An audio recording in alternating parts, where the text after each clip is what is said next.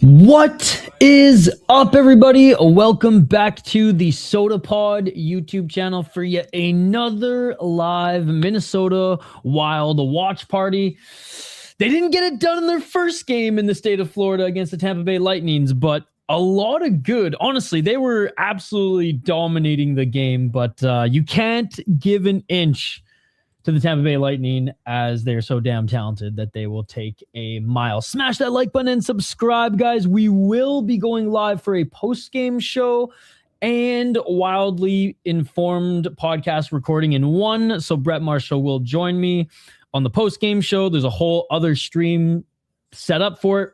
Go check that out. Go like it as well. But I know it's set for like 9:15 Central or something like that. Depending on when this game ends is when that one will start, right? So we'll probably start it like 15, 20 minutes after this game. Vote in the poll question. Let me know your predictions in this one. How freaking cool is it? I don't care if you're a Florida fan or a Minnesota fan or a very sad Canucks fan like me. Shout out to Brock Besser. Nick Foligno, Marcus Foligno playing on the same team and likely on the same line, or at least we'll get a few looks on the same line here today. And how crazy is that of a fourth line, man? Seriously, Nick, Marcus, and Trenton. 3, you've got Brink, McCarron, Johansson. My God. You know, two-way, just defensive, and then skill for speedster. Tarasenko, Ekin, Boldy, Zuccarello, Hartman, Kaprizov. I mean, bro. It's looking pretty good. It's looking pretty good. And that's no Urov in the lineup, ladies and gentlemen. Like Johansson, you know, assuming Urov is good to go and, you know, everyone is healthy enough to go in the playoffs. Like Johansson, Urov, I mean, I imagine McCarron's there, but Nick Foligno, like these guys might be rotating and just depending on, you know, what the series needs, what the team needs in the particular series. So it's exciting, man. It's exciting. Florida Panthers getting healthier as well. It's actually, I have both of the teams like stats up here, and you look at the Wild and they're the tougher team. They're the more skilled team. More of their players are putting up more points, but then obviously you look into a little bit more of Florida, and a lot of their top guys have played a fraction of the season. Now, Matthew Tkachuk, since coming back post-Olympic glow as well, 23 points in 23 games, which is unbelievable. And honestly, when healthy, everyone seems to do pretty damn well. All right, just under 2 minutes until puck drop, ladies and gentlemen. Again, let me know your predictions in the live chat. If you're watching on Twitter or Facebook, come over to YouTube and join our live chat here. This is the channel in which we're growing right now, but shout out to everyone who supports us on all the platforms, but especially YouTube, as we've been growing a lot since that little bit of an Olympic jump there, and we really appreciate you guys not only listening to the podcast wherever you get your podcast from, but also listening and jumping on the live streams, chats with us as well. I know Judd's Buds does a weekly. We're back with Wildly Informed weekly. And it's always fun recording the show with you guys as well. Look at that. TJ Oshie. PK Subban not in a suit. Or is he wearing like... I don't know the lore to this. Maybe he's just saying, you know what? Didn't have a suit today.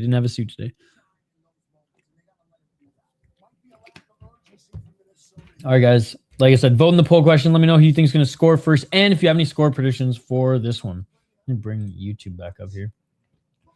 Ballstat in net for this one. Spurgeon and Hughes apparently playing together again. They haven't looked bad. Like, I like Hughes and Faber together. But like you can always go back to that, and yeah, you can always go back to freaking Spurgeon and Brodin as well. I've been pairing for a while. Petrie coming in tonight, and Middleton. All right, good old Jeff Petrie getting in some reps. Again, he can still play. He can still play limited minutes as a depth guy in the playoffs on the back end. Like, I'm I was perfectly fine with that acquisition. Howdy, yo, what's up, Speedy? Good to see you. Good to see you. Just getting ready for this one. And even though Volstedt's had, it's been, I don't even want to call it a funk, hasn't been as dominant as he was earlier in the season. 2.75 goals against average, 91 save percentage, and 4 shutouts on the season. Like, the Wild aren't playing goalie Bob right now. As Tarasov is in, who's had a 3 goals against average and an 89 save percentage, under 500, and no shutouts, baby. Let's go, Wally. The Wall of St. Paul in for tonight. All right, let's go, let's go, let's go. Puck has dropped, ladies and gentlemen. Here we go. Hey, what's up, Midnight Solar? Good to see you. Yurov out tonight. All right. Get this screen a little bit bigger. Wild have behind their zone. They send it around the boards. And they're going to ice it. That was quick. Yo, 15 games on Tuesday. How crazy was that shit? My buddy got killed as a result in his fantasy.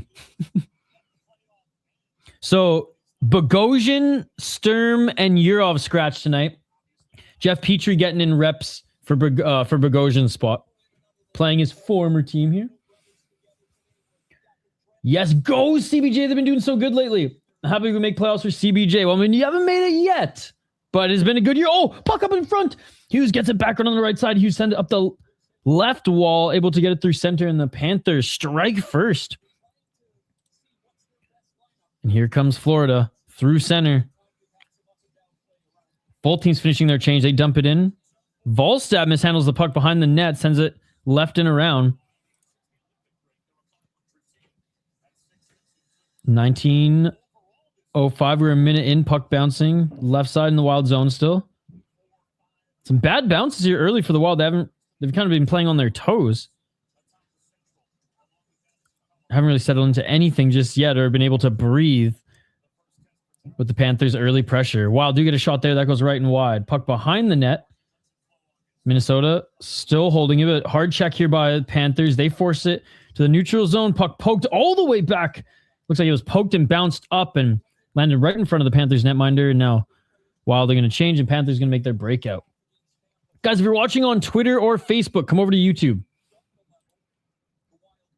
And icing. Shout out to Midnight Solar as well. Our supporter all the way from Columbus. Renski is so good. That post-Olympic glow. Renski's so good. Ooh, great save there early by Volstad. My God. I can't believe that pass got through. 18-27. I will say, though, Midnight Solar, when you guys swept the Maple Leafs that one year, or no, was it Boston? I know you upset Boston and you swept, or so you upset the Maple Leafs and swept Boston, if I'm not mistaken. Regardless, those two first rounds were unbelievable. Here comes Middleton over the line. Middleton in the corner working. And Panthers get it back. So okay, yeah, right. That's what I'm thinking of.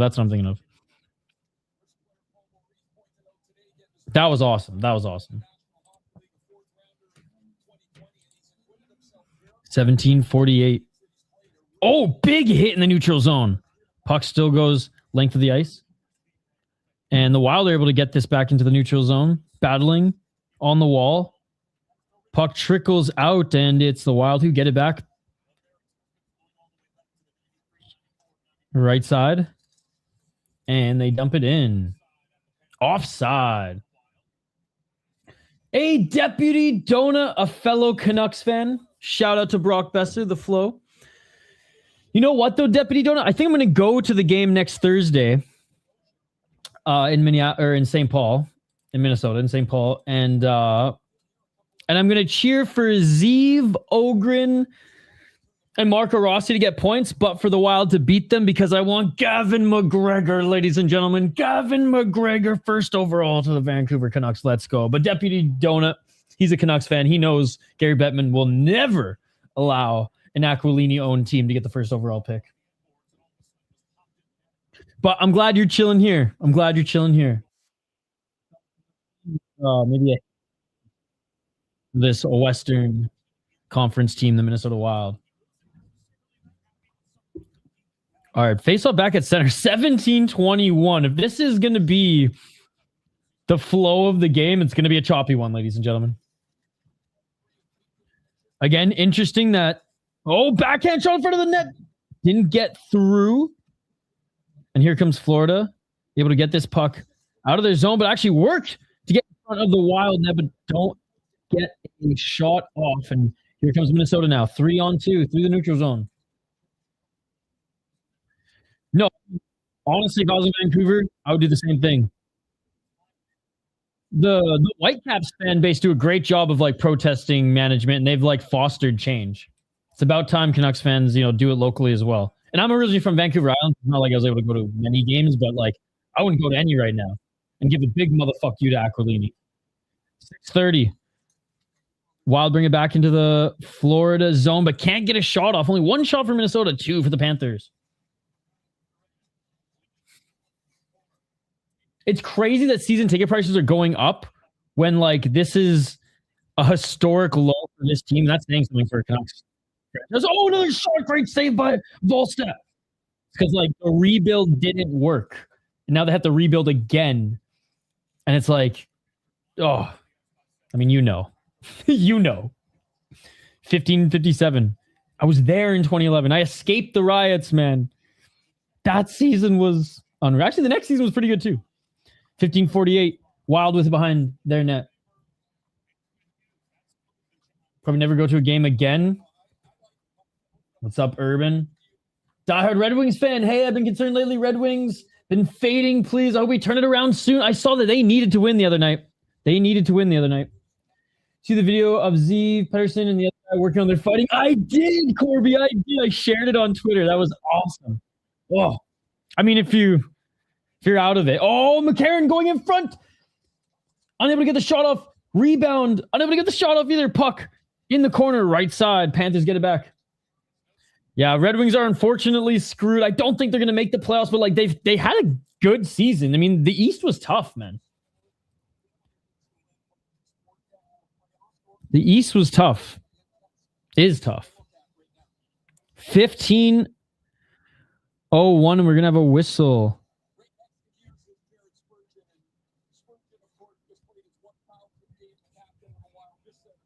Hey, good to see diehard Red Wings fan as well in the chat. We got a diverse group. We got Midnight Solar. We got some Canucks. Diehard.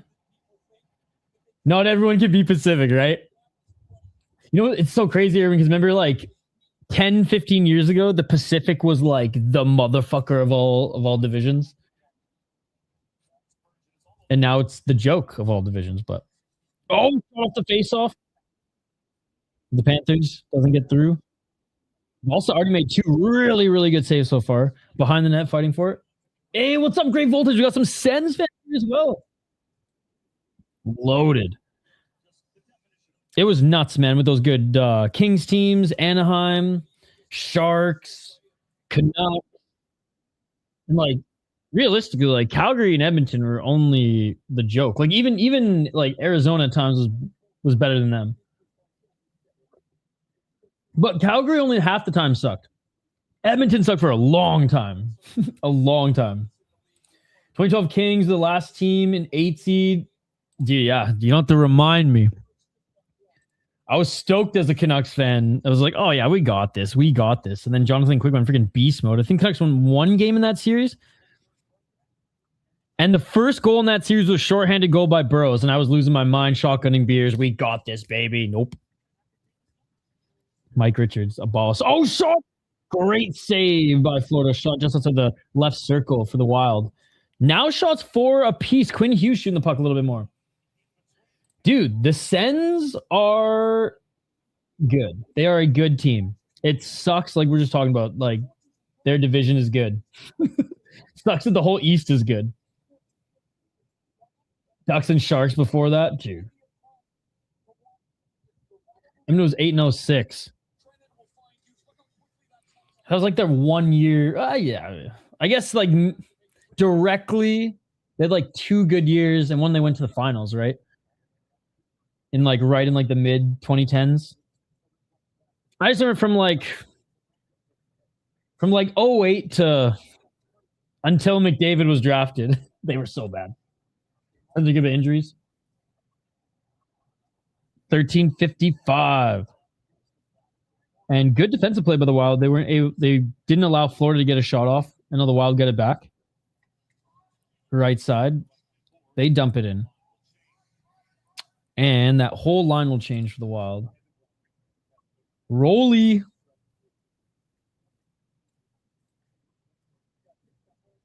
Wild get it back, send it up the right wall. And offside, I think. Or the puck went out, but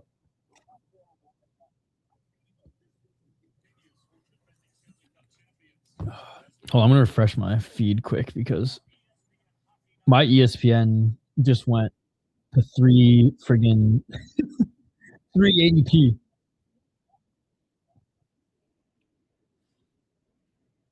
All right, TV timeout. Yo, literally we got like everybody, like a fan of every team here in the chat right now. Let's go. What's up, Washington? How bad you missing your boy, Carlson?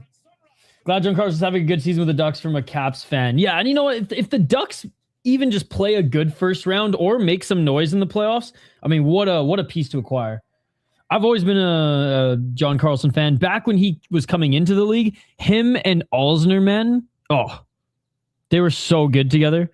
Carl Alzner and John Carlson were such a good pairing. And that was like the second pairing, like behind like whoever Mike Green was with on the top line, right? All right. Interesting how the Wild picked up centers to help us win faceoffs more, and we're still losing as many faceoffs as before we picked up a centers. Overall, though, like the Wild's faceoffs has been pretty good this season. I know it fell off at one point, but usually they're at 500. They're tied with the opposing team or like just above. But the last 2 weeks in particular, or just actually post Olympics, you're right. It has been becoming a little bit of a problem, and I've noticed it too. And lo and behold, when they start doing better in the faceoffs mid-game, you don't need Brett Marshall's analytics show to tell you. They start getting more chances. They start playing better hockey. They start looking more confident. Wilson got nuked in game 1, and they somehow pushed it to 7 games with nobody goalies. Lost Carlson, kneecap or season just saying, and Ovi wasn't happy at all. Could Stenberg work for the Canucks? I mean, either or are going to be awesome. I'm just like a huge combat sports fan, like a Muay Thai and MMA fan. So like the fact that Gavin McKenna can also beat the piss out of guys older than him, bro, give me Gavin McGregor first overall, baby. Fresh out of Penn State, let's go. Or he goes, this Canucks team sucks. I'm going back to Penn State 1 year, but don't worry, I'll come save the franchise in 27-28, baby. And as a Canucks fan, I'd be totally fine with that because he'd help them out a little too much. They're waiting for playoffs. There you go. 13-12, and we're back at it. Sorry if I'm a little bit behind you guys right now. I had to like let it buffer for a few seconds, or else like it just went to 320p and it sucks. Okay, this ain't 1990. Again, Kachuk 23 points in 23 games upon returning. How long will the Canucks suck for? 5 years, 10 years? I'm leaning 10. I'm leaning like the whole rest of my life. Now, I'm not planning to live super long because my sleep schedule. So, 10 to 15 years. If I make it to 43, we're living, ladies and gentlemen. 12:58. Boldy with it behind the net. Boldy looking for potentially a backhand pass, but nobody there, so sends it back down to the blue line. I mean, I'm rightfully pessimistic at this point. The team refused to rebuild for like 5 to 6 years, right, Urban? And then they went full rebuild, and it worked for a little bit until the Miller and Pettersson implosion and Demko just becoming a solidified Band-Aid. Sheila being traded. It's just, it's over. Sell the team. 12-23. Oh, big hit by the Panthers on the blue line. And this might actually be a penalty. Of course, it's on Zuccarello. Is he seeing red yet? Is he seeing red? Not surprising, like Pavel Bure wanted out. Let's go Wild. Win for JP. Yes. Rest in peace to our friend Jesse Pierce as well. I talked about it with Hoppy. Gave my just like words on I don't even, whatever show came out earlier in the week. I don't even remember. One of the shows we have on the network. Brett and I will talk a little bit about it tonight, but yeah, man, it's been a sad week. It's been a sad week. It was a sad weekend, but definitely a sad week. I've cried more times than I can count at this point. I think I'm out of tears, honestly. So yeah, winning tonight would just feel a little extra good for sure. Yeah, now the Canucks have no choice. Nobody taking EP40 contract, and it's pointless to buy out. Yeah, you're just going to have to ride or die with him. But you know what? Marco Rossi can start getting him to score goals again, baby. 12-14 Wild on the power play, 151, and a good job by the Panthers. They were able to clear. Wild, get it. Eriksson, nice backhand pass. Zuccarello looking for the just backhand shot. Unable to get that through, but Hughes still has it. Hughes to Zuccarello. Back to Kaprizov. Kaprizov. Right side to Boldy. Back to Kaprizov. Kaprizov to Hughes. Back to Kaprizov. Boldy. Kaprizov trying to set Eriksson up in front. Doesn't get there, but Boldy retrieves it back to Kaprizov. Kaprizov to Zuccarello. Tried to hit Kaprizov at center. Didn't make it, but Boldy got it back. On the left side, Boldy electing not to shoot yet. No, back to Zuccarello. 110. Hughes to Boldy. Boldy slot. Boldy left side. Boldy shot. Trying to spring someone in front, but Florida gets it back, and they're going to send it down the length of the ice. Yo, what's up, Ruthless Sharky? I thought Sharks could have had a chance for playoffs, but still hopeful the rebuild is almost over at least. I think the Sharks are probably out of it now. I mean, not officially. Oh, Kaprizov with it. They really needed that win the other night. But I still think Celebrini can get 100 points, and the Sharks did way better than I think anybody expected this year. So yeah, the rebuild is almost over. You guys have such a great team moving forward. You guys are going to look like, the Canadians, and maybe even better than the Canadians, because I rate your guys' rebuilds like an A+ each. It took the Ducks way too long to get to where they are now. Sharks in Montreal, though, crushed it. 16 seconds. Bobby Brink sends it to the right side. Tarasenko settles it down. Tarasenko behind the net. Johansson back to the blue line. Faber. 5 seconds left. Tarasenko. Slot shot. Oh, in front. What a save. What a save. The Wild get the rebound and shot. Insane save. Insane save. What the fuck, bro? What the fuck? What a save. Oh my God. He robbed the Minnesota Wild there. Robbed Marcus Johansson. Highway fucking Tommy gun robbery, ladies and gentlemen. Oh, they're going to be one of the best team in the NHL in like 2-3 years. Hopefully this is the year the Wild make it past the first round. At least we have the Frost that won a hockey championship. 2 hockey championships. 2. It sucks that, it's the Avs or Dallas, and it's going to be the Avs, or it's going to be Dallas in the first round, but this team is deeper than ever, and they have fucking Quinn Hughes, dude. Quinn Hughes helped the Canucks, who were in a rebuild still, win a playoff round or 2. What's going to happen with Mason McTavish this summer? Dude, I don't know, but I'm excited. I'm excited for it. Shot from the blue line.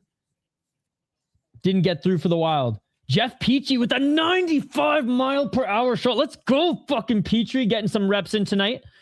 Playing his former team. Cup run, baby. 9:57.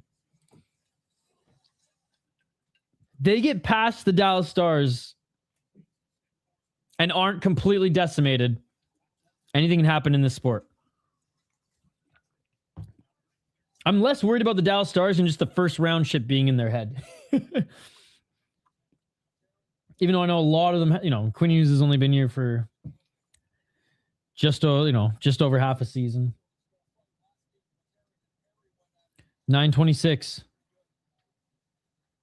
Panthers can't get it over the blue line without being offside, and we're going to get a face-off outside the blue line. Yo, we literally have fans of every team in the chat here tonight. Let's go. We are surging. I'm surprised Predators are looking good out of nowhere. It's about time some of those veterans on the team come together and put together some nasty wins. Nick Foligno, Petrie, and Zuki are the Wild players older than me. Stammer got hot. That he did. Dude, Roman Jost is just so good too. Like it's in every time I watch a Nashville game, I'm always like not surprised, but like honored to watch him play the game of hockey. Like he's so good. I remember when he was coming up too, I have a friend who's the same guy who watched Kucherov early. I know a lot of people are like, oh, is Palat going to be better?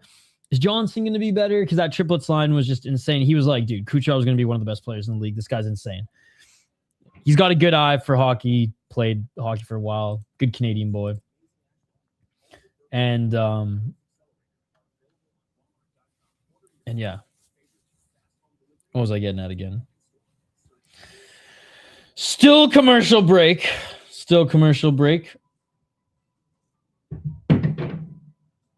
Dude, it's just so cool to see the Foligno brothers playing together. And it's just so crazy that like this team actually has some depth.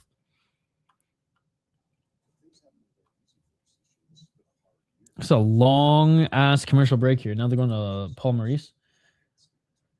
Minnesota women's teams are winning championships. Minnesota men's teams need to step it up. That's right, Speedy. That's right.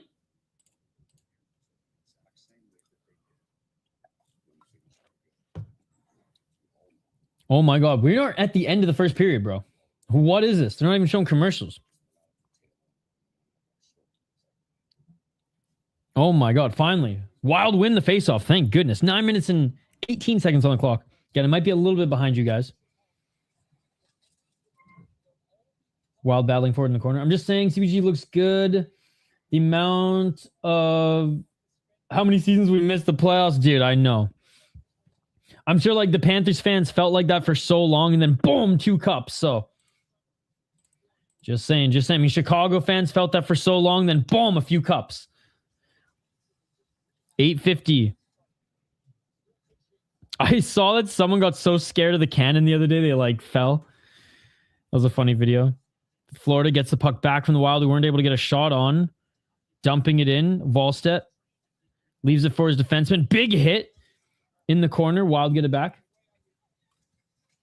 I haven't been on it much, so I'm not sure. 8:22. But I mean, since Elon's had it, like what day hasn't it had issues? 8:12. Trying to get the puck into the Wild zone. I mean, pressure from the Panthers early, but since then, the Wild have been able to calm things down in their own zone. And whenever the Panthers cross the line, Wild are able to break it up or get the puck back in the corner and restart their rush. Interesting. 100%. This is the Minnesota Wild's best logo. Hoppy, the co-creator of the channel, he has a Koivu cannon Blue Jackets. Oh, breakaway sprung out in front, and what a save by Volstedt. Quick turnover by the Wild, and the Panthers get it, set their man up in front, and Volstedt on the breakaway from Matty Tkachuk was able to make that save. Toe drag. Shot doesn't get through for the Panthers. A little bit of momentum here. I was able to post some MMA shit like 2 hours ago. 7:08. Middleton with a one-timer. Oh! Rebound and diving on it again. Man, this Panthers boy is not fun.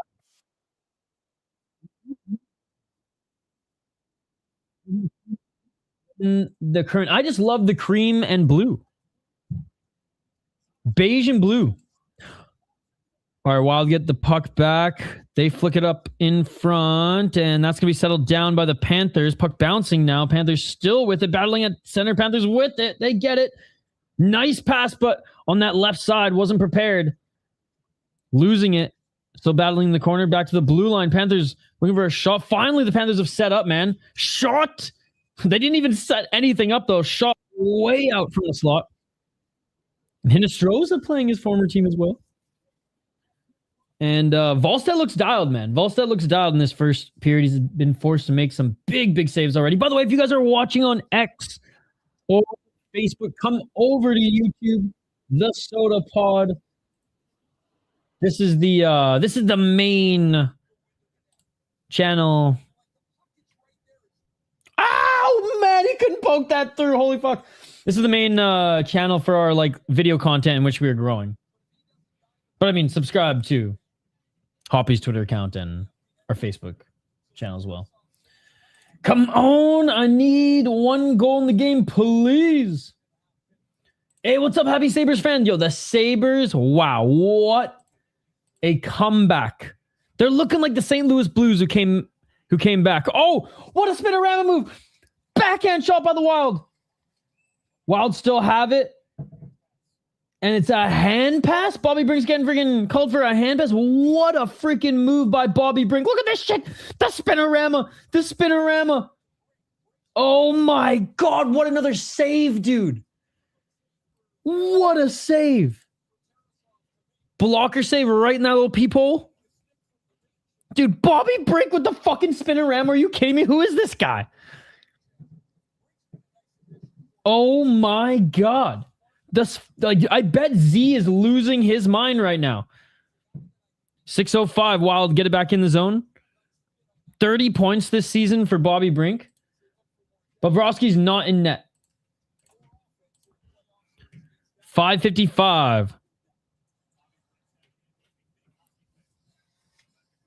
Wild still keep it in the Panthers zone. They're battling into the corner. Faber pinching, helping out here. Tarasov. He has made some sick saves here tonight. Count it, 4 clutch saves in my opinion. He's made 4 clutch saves. Oh, and Brink back in front. Poked behind the net. Brink sends it back to the line. Dude, Tarasov's having a fucking game, man. Johansson with it. What a line, too, by the way. McCarron, Johansson, Bobby Brink. Johansson still with it. One-timer, doesn't get through, but breaks the stick of the blocking Panther. Faber still able to keep it in. As the Wild are going to change. I wanted for this because 14 years we never made playoffs. I waited for this. That's so insane, dude. I'm so happy for the Buffalo Sabres and the fans. Who was the best trade deadline pickup, not including Hughes, Case? Duh. I think Brink, dude. Almost as long as we won a series. Oh my, almost. Yeah, that's fucking rough, man. I remember when the Sabres were good. That's just, God, I'm getting old. But I remember when the Sabres were good. I remember Tyler Myers' Calder Trophy season with the Buffalo Sabres. Foligno. Ryan Miller. Dude. Vanek, Pominville, and God, who was the other guy on that line?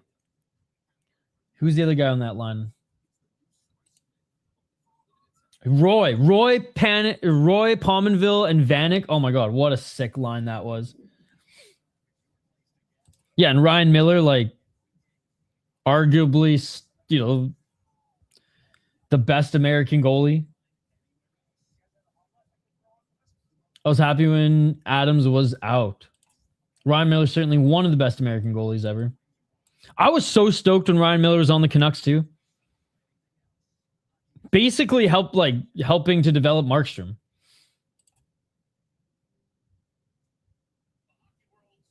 Oh, the broadcast is honoring Jesse Pierce as well, which is great. Yeah, I mean, when all is said and done, Hellebuck might go down as the best. No, for sure. Again, I'm not even trying to argue. I'm just saying, like, up until this point, it's been Ryan Miller, but Ryan Miller's retired. When all is said and done, I would probably argue Hellebuck as well. I fucking love Hellebuck. I wish he was Canadian, and I'm always defending him when everyone's ripping on the Winnipeg Jets. Hasek, yep. One of my favorite goalie of all time, though, I think, is Mika Kiprusoff. That guy was just. It sucks that he didn't win a Stanley Cup. He was so good, man. Proud American. 444. Shots now 10-5. Proud American.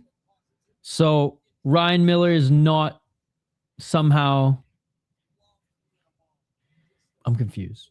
Kiprusoff had such a cool name and he was elite for a while. Dude, and he smoked cigarettes until he retired.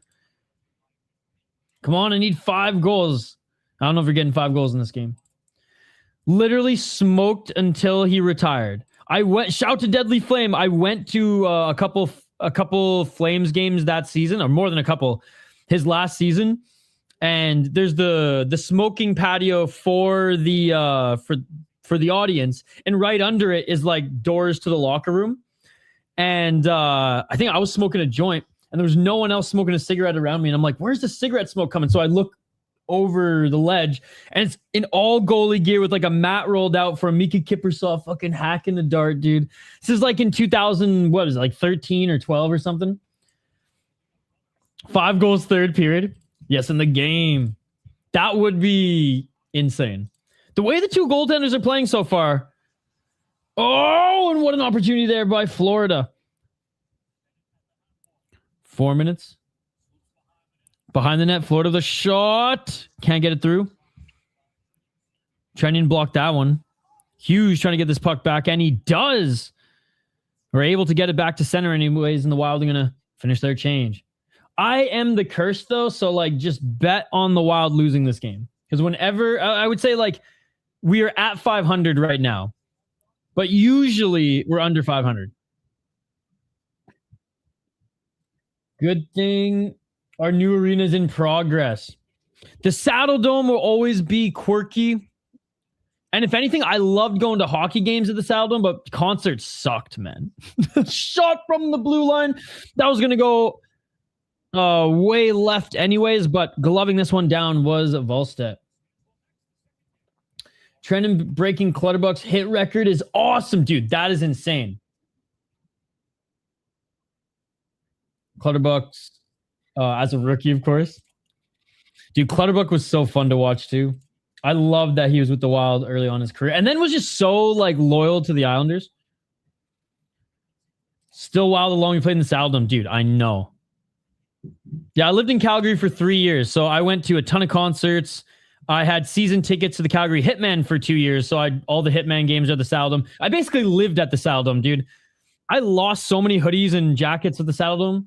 Shoes one time too. Those heroin beers got me fucked up so many times, dude. The dome foams have made me puke more than even the flu in my lifetime, I think. Dude, yeah.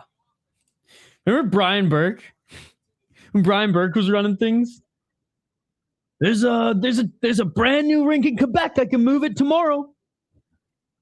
That brand new rink in Quebec, by the way, is over 10 years old now. So Quebec's never getting a NHL team. Not in our lifetime. Quebec City. 3 minutes remaining. In the break, we'll take your guys' comments. We'll go over the box score and some of the other stats. And then we'll leave you guys with a clip. I hate that guy. Which guy? Oh, Brian Burke? Why? Dude, Brian Burke is one of the best figures, not only figures, but like minds, presidents, and GMs in hockey. I mean, he's older now. Like he's not really in it anymore. And I know he didn't do great with Pittsburgh. But man, he built some really good Flames teams. I'll restart my phone in between. recharge or restart? Oh, for Twitter stuff. Maybe there's an app update. I know StreamYard was which is the program I used to stream from that casts to all the places. That was bugging out earlier, but they just did like a whole platform update. So that's probably why.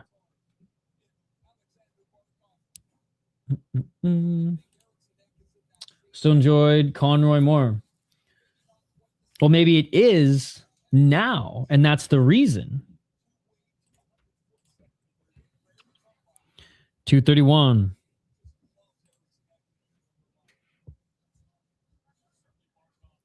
Behind the net. Here come the Wild. Nice little poke check by the Panthers. Nice job by the Panthers.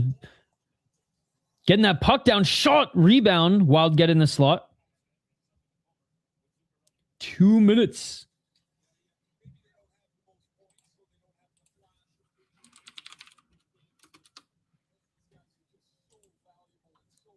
Wild up the right side. Try to hit their man in the slot. That bounces away, and Florida is going to retrieve this puck, and the Wild are going to change.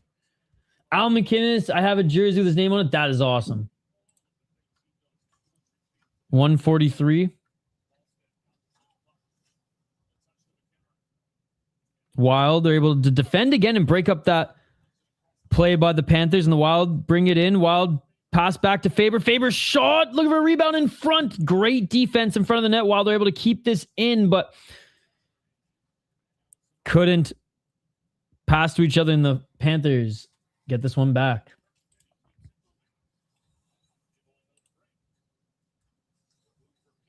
Petrie with it. Dude, I'm so fucking stoked Jeff Petrie's on this team. Love Jeff Petrie. Oh, giveaway. Johansson shot. Another save for Florida. Johansson's had 2 really good opportunities now. Dude, I love this line. McCarron, Johansson, and Brink. You think Sutter was the worst GM? Oh, shot in the stall, rebound again, digging for it, and there's the whistle. I don't know. Maybe. Let's go say to hockey. What's up, Jack? Good to see you. Guys, don't forget to smash that like button as well. If you're watching on Twitter or Facebook, come over to YouTube. You guys excited for the Frozen 4 or what? Okay, I think this is what we'll do. There's a great clip on our channel talking about who's more important to their team. The 2 stars, the 1-2 punch for the Dallas Stars, or Kirill Kaprizov and Ek. I think that'll be the clip that I leave you guys with in our break. But don't worry, we'll take your comments as well as go over the stats quickly. And the Wild, 18 shots this first period. This is how good Florida's goaltending has been. Hughes with a shot, rebound, still can't get it. Season high, 19 shots in the first period. Still wish Iggy won a cup. Yeah, me too. Nope. Shout out to Prof. Urban giving a little shout out to Powderhorn there. Powderhorn, stand up, baby. Let's go. That was a good deep cut pull there, Urban. I'm actually very impressed. I'm very impressed. That shit beautiful than a motherfucker. Me too. And I grew up watching the Canucks beat up the Flames, even though it's funny because they called that a rivalry. But it was mostly the Canucks beating up the Flames throughout that entire time. Although I wanted the Flames to beat the Tampa Bay Lightning. Actually, I take that back. I didn't. I love Iginla, but I was still rooting for Vinny and Martin St. Louis at that time. I'm all in on the Wild winning the Cup this year for Jesse and her kids. Yes. Not even excited for baseball. I'm never excited for baseball. If they allowed fighting in baseball, like if they were allowed 2 fights per game, I'd love it. I'd be all in. But the fact that there's not fighting in baseball, it's just, it's like darts. It's like darts.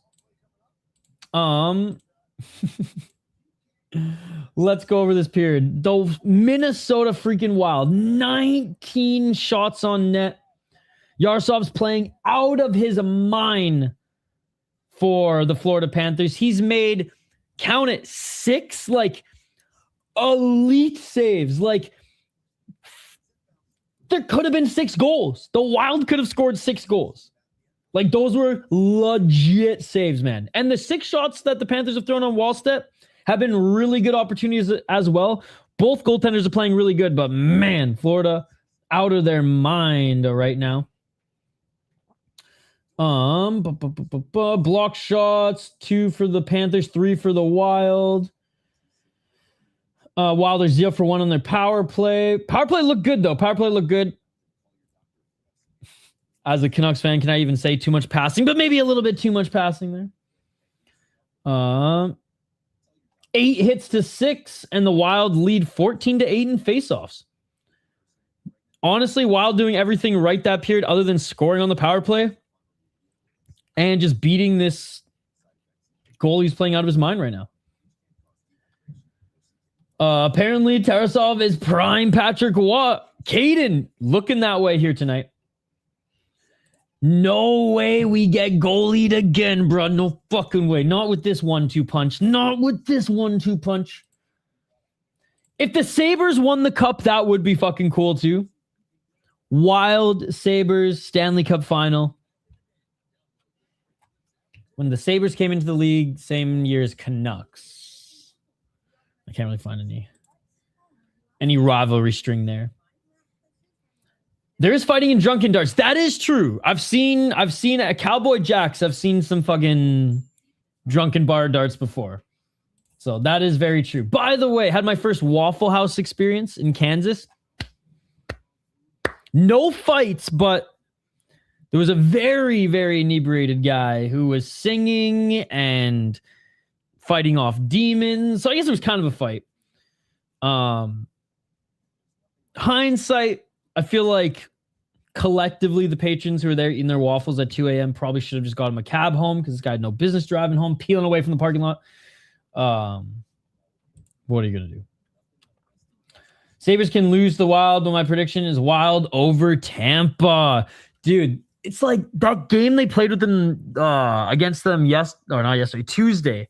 Like, the Wild were the better team.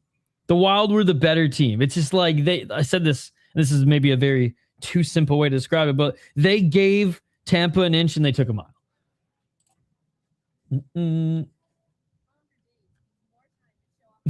Wait, you met me. All right. Let's check out who are having the big minutes here tonight. All right, Boldy's played. He's had 6 shifts, played just over 6 minutes. He's got a shot. Bobby Brink, 3 shots on net, 5 minutes. Eck with a couple shots. Nick Foligno with a shot. Hartman with a shot. Johansson with 2 insane opportunities. Pretty much all the fucking forwards are hovering around 4 to 5 minutes. Only Boldy is leading with 6:23. Everyone else is between 4:30 and 5:30. Damn. Really rolling the 4 lines here. Jonas Brodin is a shot. Quinn Hughes had 2. Actually, everybody on the defense has had a shot. Everybody on the defense has a shot. Jeff Petrie, 4 minutes and 37 seconds. Let's go, baby. Let's go. Faber and Hughes still just munching time. 7:40 and 7:50. Worst game ever yesterday. Wasn't enjoyable at all. What's up, Omega? It'd be cool if the Wild Cup or if the Wild in the Cup for the state of hockey. Yes. Knocking on wood. No, Sabres needed a long run.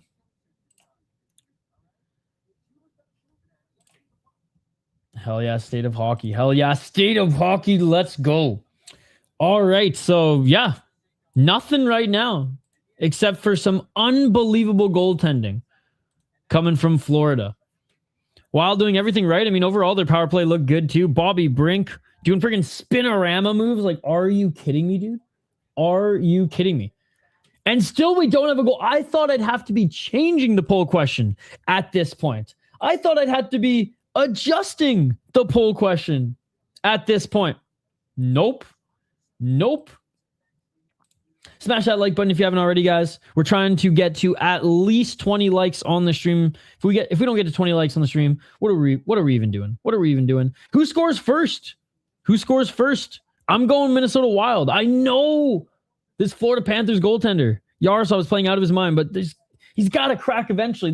The Wild have to hit one of these rebounds home eventually, right? What's up, Hoggy from home? He got lit up indeed, Omega Fish. Yo, by the way, shout out to Utah, Buffalo, Calgary, Columbus, Nashville, Sharks, Canucks, Capitals, all showing up here in the live chat. All hanging out, rooting for the Wild. So all the Western teams who are out of it, like maybe even Eastern teams that are out of it too, like are the Wild your like team that you have some interest in watching just because like, oh, like they actually could make a lot of noise here, and you know Quinn Hughes is on the team and X, Y, and Z. How about the Timberwolves beating Houston? I don't really watch basketball because you're not allowed to fight in it. If you're allowed to fight in it, I'd watch it. But let's go Timberwolves. It is, I will say, living in Minneapolis, it's a lot more fun when the Timberwolves are in the playoffs. Not much watching Headspace, Hockey's impromptu stream now instead of the Wild game. Wild need to just stomp a contender. Been too close for comfort. 100%. It's like the 1 year that they would stomp Vegas. They're guaranteed friggin' Dallas.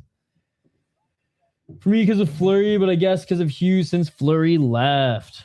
Yeah, dude, Fleury hasn't even played this season, Hockey Room. You canceled Sportsnet. What kind of hockey channel are you?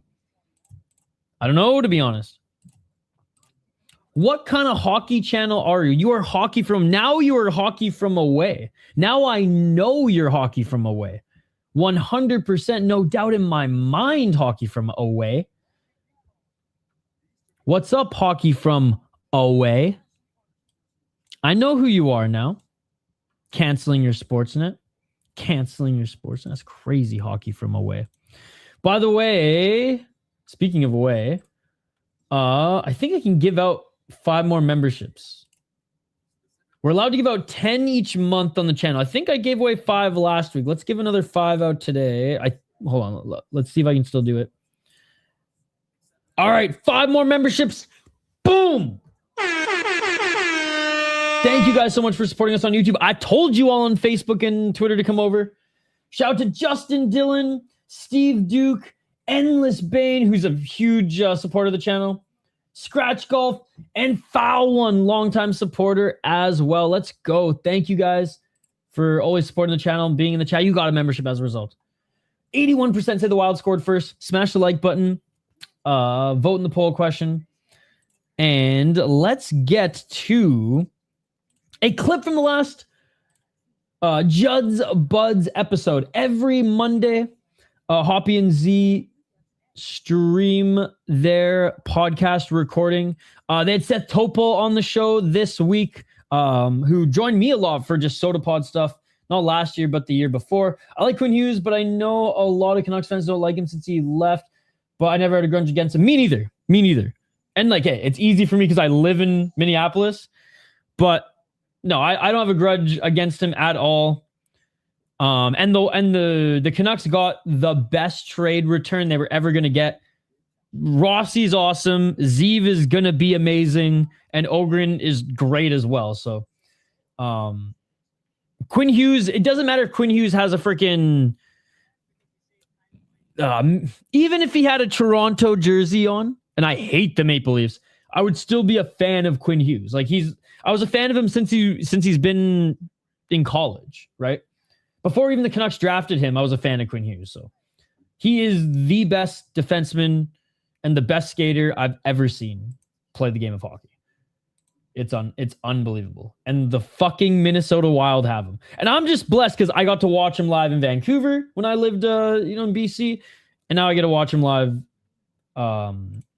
here in Minnesota. So I'm blessed.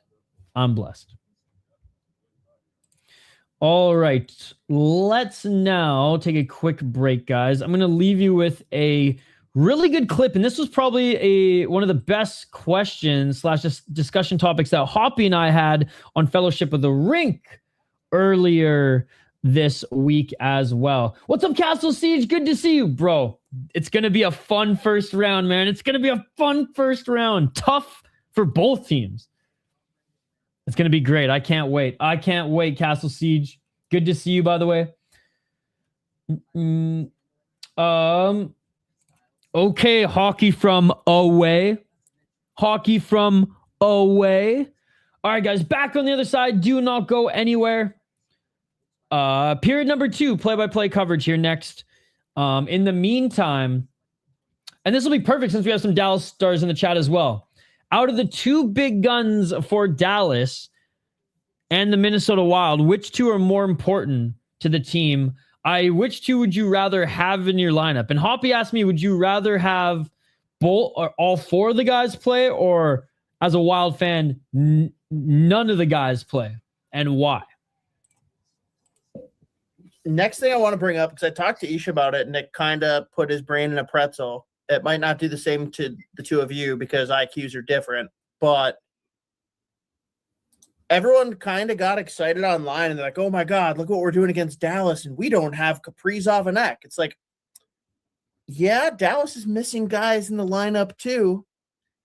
And my question, I'll throw it up as a poll here on YouTube now, but which duo is more impactful? Kirill Kaprizov and Joel Eriksson Ek, or Mikko Rantanen and Rupe Hintz?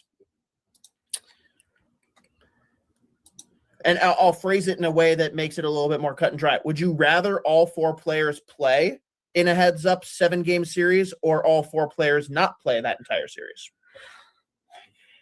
I mean, a second question. Give me all 4 of them playing. And I'm saying if you want the Wild to win is the question. I don't care. Good hockey. I'm saying like what's better for the Wild? I think for the Wild to be their full best, I think you gotta have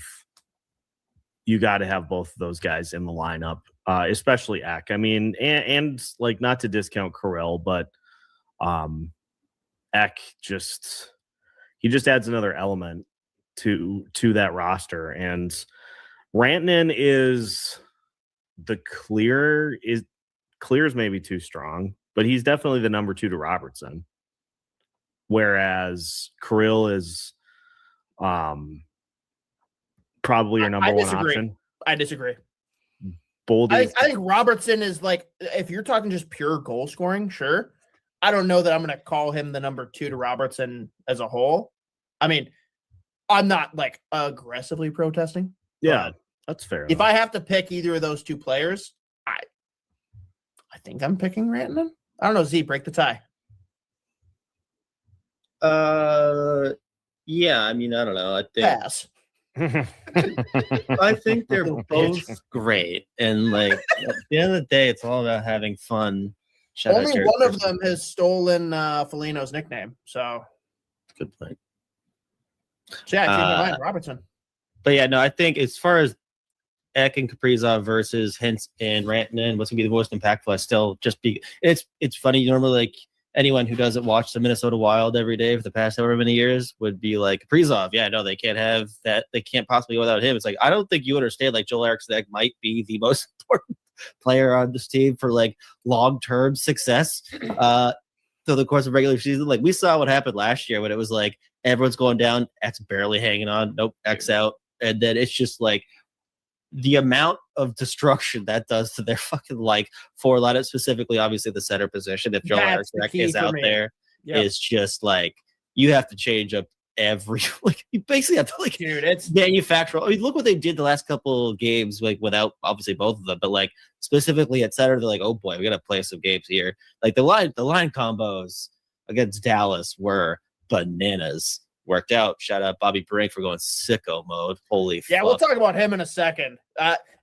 For me though, it's so hard for me because I love Rupe Hintz. I'm obsessed with him as a player. I think that if you just say what's the more talented duo, I'm taking Dallas. But Z, you hit the nail on the head for me. The Minnesota Wild cannot afford to lose their best center when they don't have centers. Yeah. Especially with what he does in the playoffs. Now, part of that is also, can you promise me that they'll stay healthy through the whole thing? Because I'd almost shift back to let's have none of them in, because Ek's probably going to get hurt in the first round somehow. He does it every time. He lives hurt. But if healthy, I think the Wild duo is more impactful come postseason, which is crazy because, again, Rantanen and Hintz are sick. But it was just an interesting thought starter, I guess, especially because of how many people were like, hey, the Wild don't have Kaprizov and Ek. Think about how good we'll do against him in a playoff series. I'm like, hold on. No. I still want all four playing just because, regardless, I still have, again, I said this last week, Minnesota, everyone talks, especially with how things have gone the past couple of weeks, I guess, or maybe since the Olympic break or whatever, everyone's pumping Dallas's tires.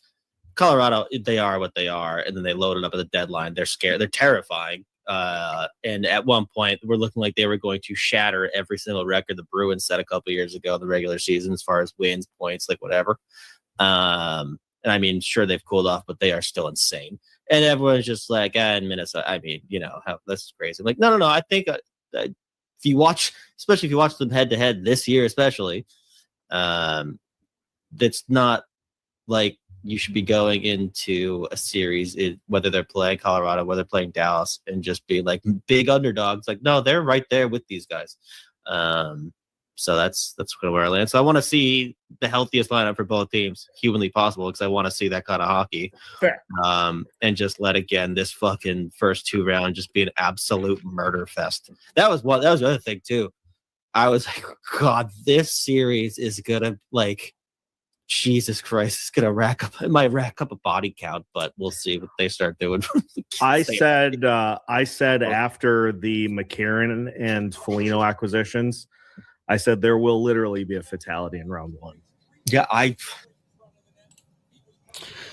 And we are back alive here on the Sota Pod YouTube channel for the second period of this, what should be an ass kicking from the Minnesota Wild, but man, this Florida Panthers goaltender, not named Bobrovsky here tonight. Yaroslavl is actually having a hell of a game.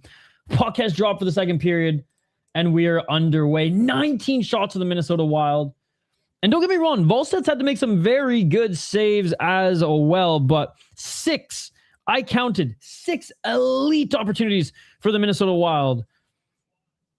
This game could look a lot different. Tarasov. Why do I keep saying Yaroslavl? Tarasov. Because I'm used to hockey players being named friggin' Yaroslavl. 1927. Wild try to pressure this puck into the Florida Panthers zone. They lose it, but then right at the blue line, poke it back in. They get possession again. Faber able to keep this in. Hey, thank you, Edless Bane. Good to see you. Good to see you. Glad it's fixed, Urban.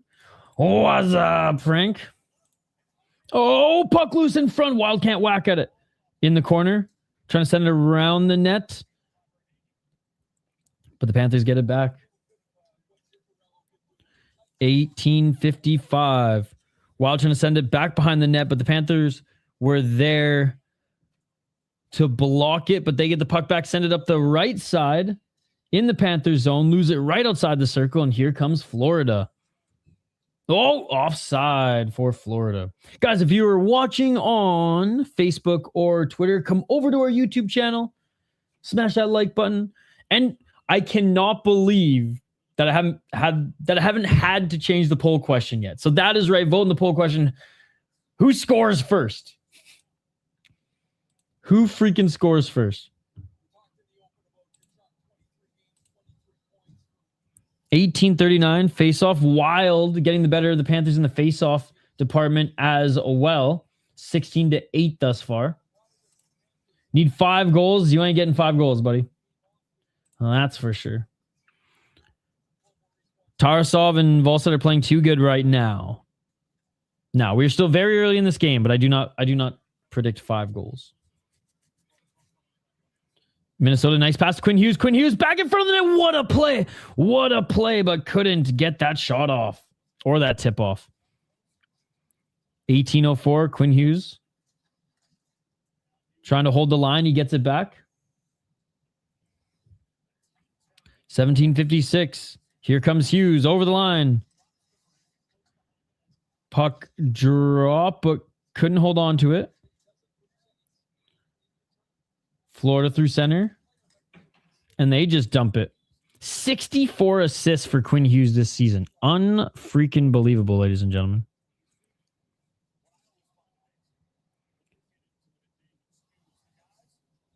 The Foligno brothers playing together here tonight.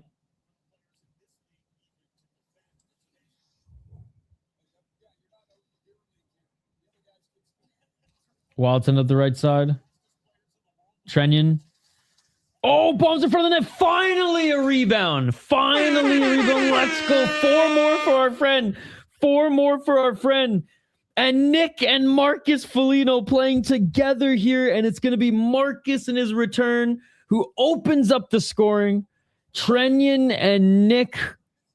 Unbelievable. He's going to keep that puck. He's going to keep that puck.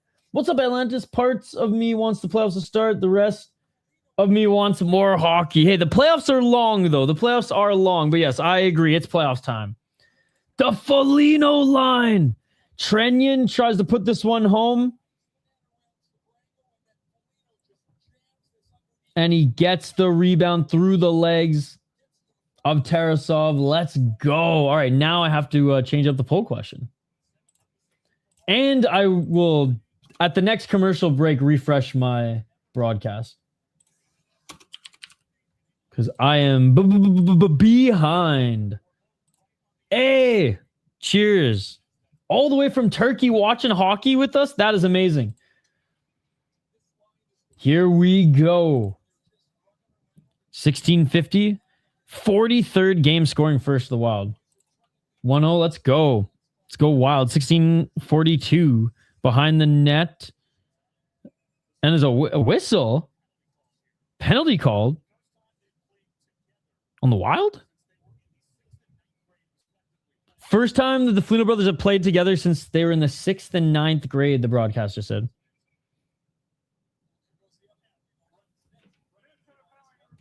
And Nick Foligno's going to take a penalty.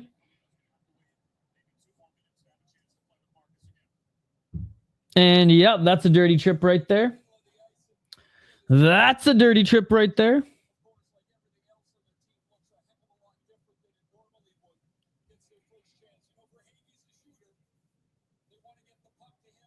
Face up to the right of Volstead.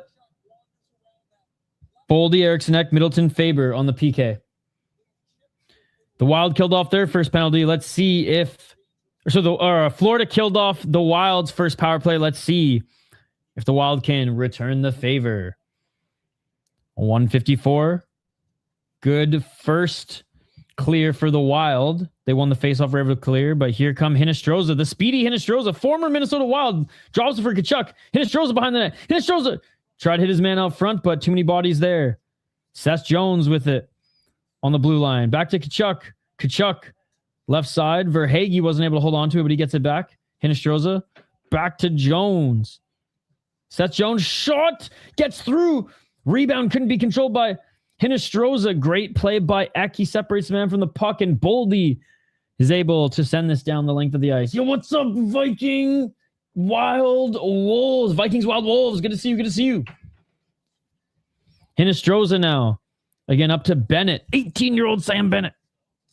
Only Hockey Night in Canada fans will understand that one. 55 seconds back to the blue line. Hinostroza. I mean, both these teams have moved the puck well in their power plays.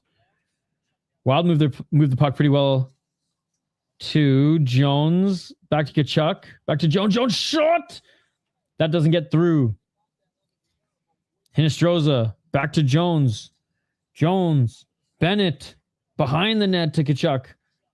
Kachuk top of the circle to Bennett. 31 seconds remaining on the power play. Some tired legs out there for the Wild.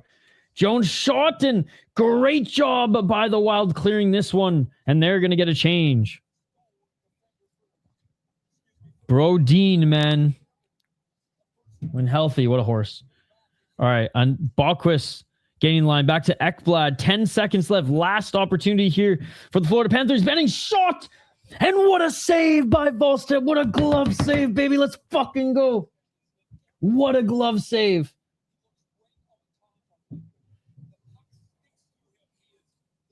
Damn, this is a really good game. Dialed. Beautiful. His gloves look good tonight. Was able to see it, thank God. No one in front of him, but still.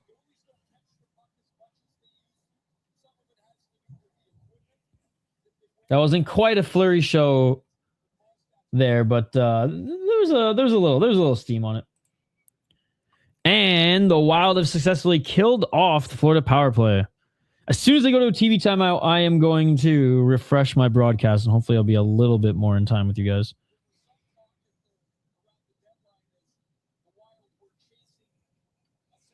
Power play overgo Wild. If Wally finishes the season like well, would you start him first game ever? No. No. Gus is the starter.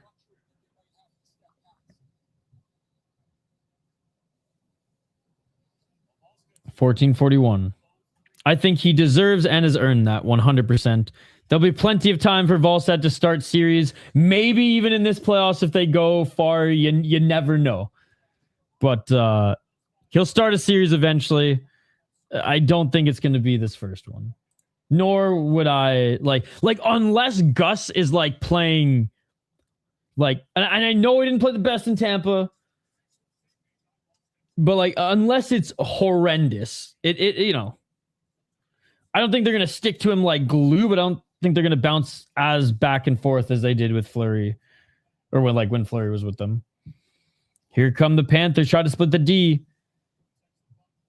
I think they'll be smart about it, is what I'm saying. Next 10 games will decide. Yeah, again, Gus will have to be horrid for them not to start him. And I'm perfectly fine with that. 21 shots for the Wild. And they are leading 1-0 as well. I'm going to have to change up the poll question now.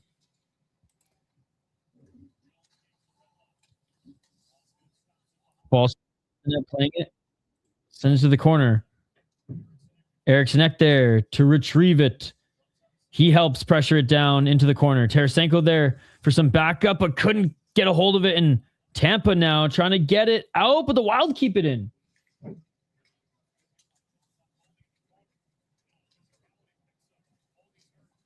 Look, Daddy was right again. 1302. Who's your daddy and what does he do?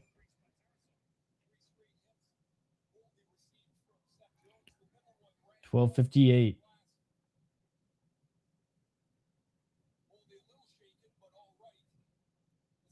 Boldy's shaking up there after that play. Jones and Boldy, yeah, he's crushed his shoulders a little bit there. Oh, you mean right in the poll question? Let's go, baby.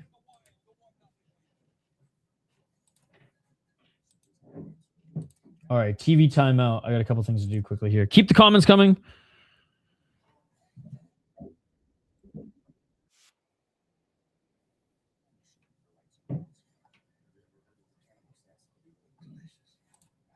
I was like, why can't I end the poll? All right, Wild scoring first was the majority, and they got it done. Thank you guys so much. Let's get another one going here.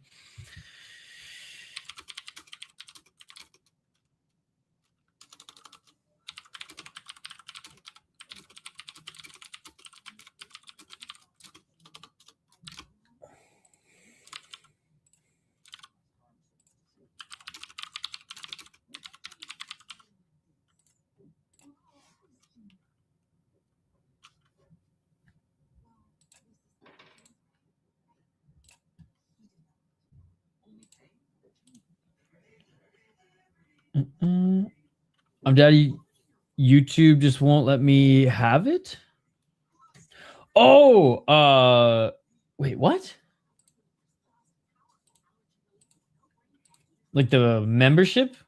Dude, it's on City Life 2. I'll have like people who are like number 1 in the chat and like all this shit, and then they'll never get it gifted. It's so annoying. I almost like wish I could choose, but also with great power becomes great responsibility.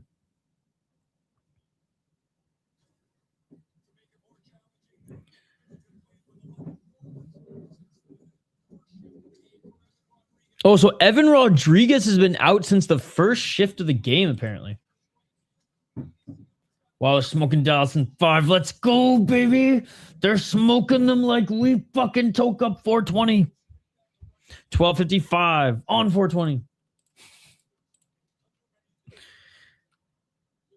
Oh, for fuck's sakes. I'm refreshing my broadcast, but the Wild just sent it into the Panthers zone. You guys are ahead of me anyways right now. It doesn't even matter.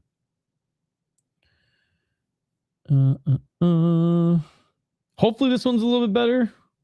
It might still be shit. And I'm always like a few seconds behind you guys anyways because I'm streaming, right? So there's like a few second delay through YouTube. Okay, 12:04. This is better. This is better. Shot from the blue line from the Wild and rebound. Can't get it. Way better. Way better. Way better. And a glove save by Tarasov. Once in a while, I party like it's 1999. Yeah, I've like cut down drinking a lot, and my skin's a lot better. I feel a lot better. So I say that in the winter. Once it's summer, I'll probably be down in hams again, like it's nothing. But it's kind of like the longest stretch I've gone without like I had a few beers on the road. A few Coors Banquets. That's what we were crushing. But yeah, everyone has their poison though. Lack of sleep and cannabis is definitely mine. Actually, caffeine I have a problem with. That there's no moderation. I am hopelessly addicted to caffeine. If I could snort it, I would. If it was easily accessible to snort, because I'm not going to just like snort coffee. What's up, Mom's Cookies? 11:33 in the corner. Wild get it back behind the net, but couldn't get a shot off. Brodin with it. Shot through center. That's blocked and it goes up and out of play. Hell yeah. Dude, Coors Banquet's awesome. Coors Banquet in a bottle. Budweiser Select is good too. Like, don't get me wrong. I fucking love beer. And I love lagers too. Piney IPAs and lagers. But even this winter season, despite brewing a beer with Back Channel, I think I have a bottle of it in view here, the one up here. I drank a couple of those, like a few of those, but yeah, I think Christmas time and New Year. I don't remember New Year's. Christmas time, I definitely had a few drinky poos. Watch Smoking Dallas and the Avalanche go to the Western Conference Final. Or Dallas and Avalanche going to the Western Conference Final. I'll say, though, out of, like, back home in Western Canada, Hughes on the move with a shot and another save by Tarasov. Back home in Canada, my favorite shitty beer was Lucky Lager, and here in Minnesota, it is Proudly Hams, dude. Proudly Hams. Like, I don't even think it's bad. Like, oh man, if Fuse was able to raise that just a little bit. Danil Tarasov having a game, man.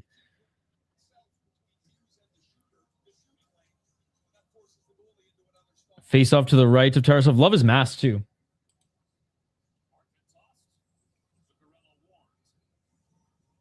Zuccarello now in the face off. And loses it. I don't blame him. Give me Spotted Cow and a happy man. Spotted Cow is good. Spotted Cow is good as well. They have a lager that was really good too. I don't know if it's like a regular like rotation one, but I've yet to go to New Glarus in person. I really want to go to the brewery out there. But yeah, Spotted Cow is good. Can't go wrong with some Spotted Cow. And good opportunity by Florida there. Pressure in front. Rebound. Shot. Wild get in front. Blocked that second shot. And Kaprizov tries to backhand this out of play. Unable to do so. Holding the line of the Panthers. Kaprizov getting physical here up against the wall. Panthers still have it. Tried to spring their man in the slot, but went too far. Hughes able to bat that back up the wall. Wild finally able to get it out. And here comes Quinn Hughes. Oh my God. Hughes goes coast to coast. Wrist shot. That goes left and Wild. Wild need a change. Yeah, I don't even have any beer in the fridge right now. I have a few of those barrel aged ones left. I think I have 3, and then I have 1 barrel aged stout. A Kirkland barrel aged stout, actually. Bouncing puck in front of the Florida net. No one able to bat it home through the crease, but the Wild hold the line. Right side shot. And Tarasov makes the save. Oh, man, Jeff Petrie with the bomb, man. He's had 1 shot that went 95 miles per hour, and this one went 89 with 2 absolute clappers from Jeff Petrie.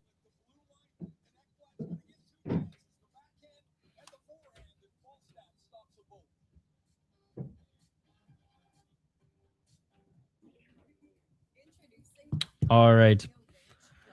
Back to a TV timeout here. And geez, not a comfortable lead for the Wild, but a lead nonetheless in a game where goals are hard to come by. Now, I know the Panthers only have 13 shots. Only have 13 shots early in the second period, but Volstead forced to make some really good saves. And Tarasov, man, Danil Tarasov for the Florida Panthers playing absolutely out of his mind. The Wild have had so many great opportunities. But speaking of good opportunities, Florida definitely had their opportunities to tie this one up on their power play earlier in this period. Wild looked pretty good on the PK. They're able to at least send the puck down the length of the ice 3 times. Face-offs still dominating 21-12. 10-10 in hits. The Florida Panthers getting a little bit more physical in the second period as well.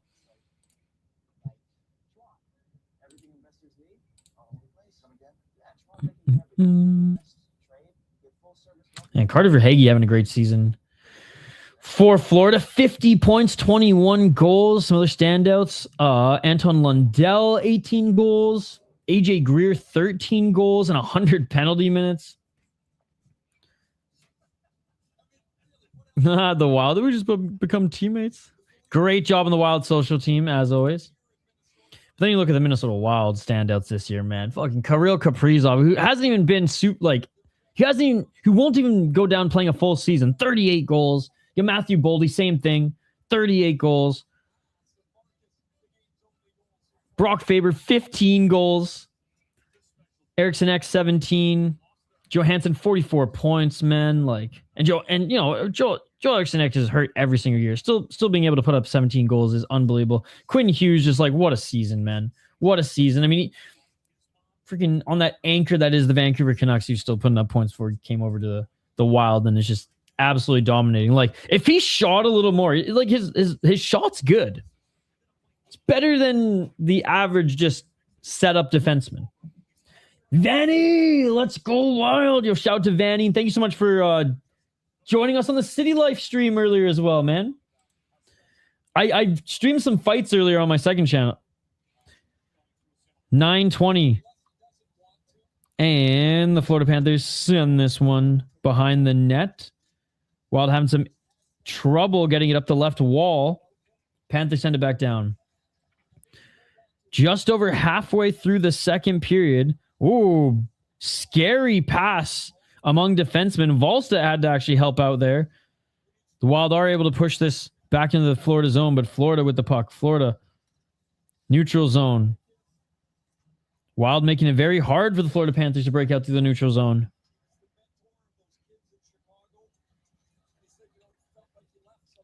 Florida finally come away with a nice backhand pass with the Wilder on it, man. Great defense by Minnesota. Long shot, that goes well wide. Go, whoever playing Avalanche, Dallas.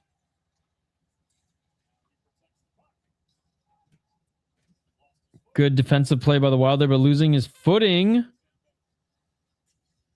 was Nick Foligno. Oh, beautiful play by the Panthers. They hit their man in the slot, but then the Wild blocked the shot. And man, that was going to be a goal. That was going to be a goal. I don't know who blocked that one, but that was going to be a goal. Good block by the Wild. Chenyan now has it. Gets his pocket picked. Man, just back and forth play here. Tough hockey between these two teams. Here comes Nick Foligno. Drop pass back to the top of the circle. Shot. No rebound on this one for Brock Faber. Trenyan, the Folignos. Man, what a line. Love the third line as well. Bobby Brink, McCarron, and Johansson have looked good tonight as well. Quinn Hughes staring off into space as he does on the bench.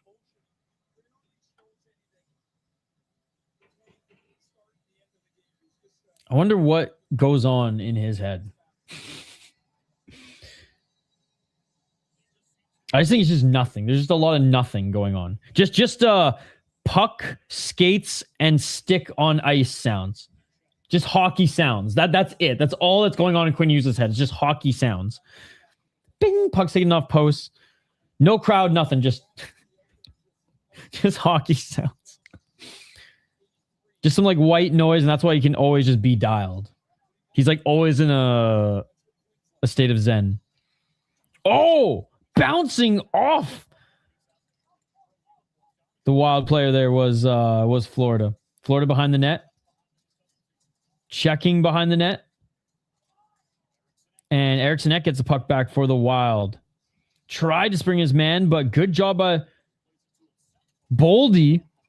He played it to himself around the wall. Tried to spin away from his check, but the Wild are able to regain the puck. And this is dumped back in. Boldy checking Ekblad, but Tarasenko looking to get the puck back. He gets his pocket picked. And Florida's going to send this puck down the length of the ice. Spurgeon to Hughes.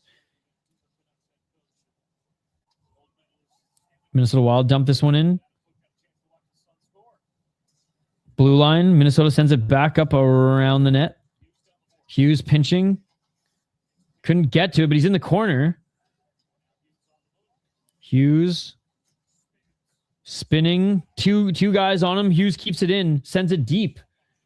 Behind the net. Oh, springing his man in front. Rebound. What another save. What another save.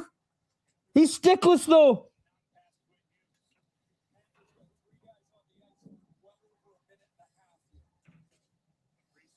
Oh, my God.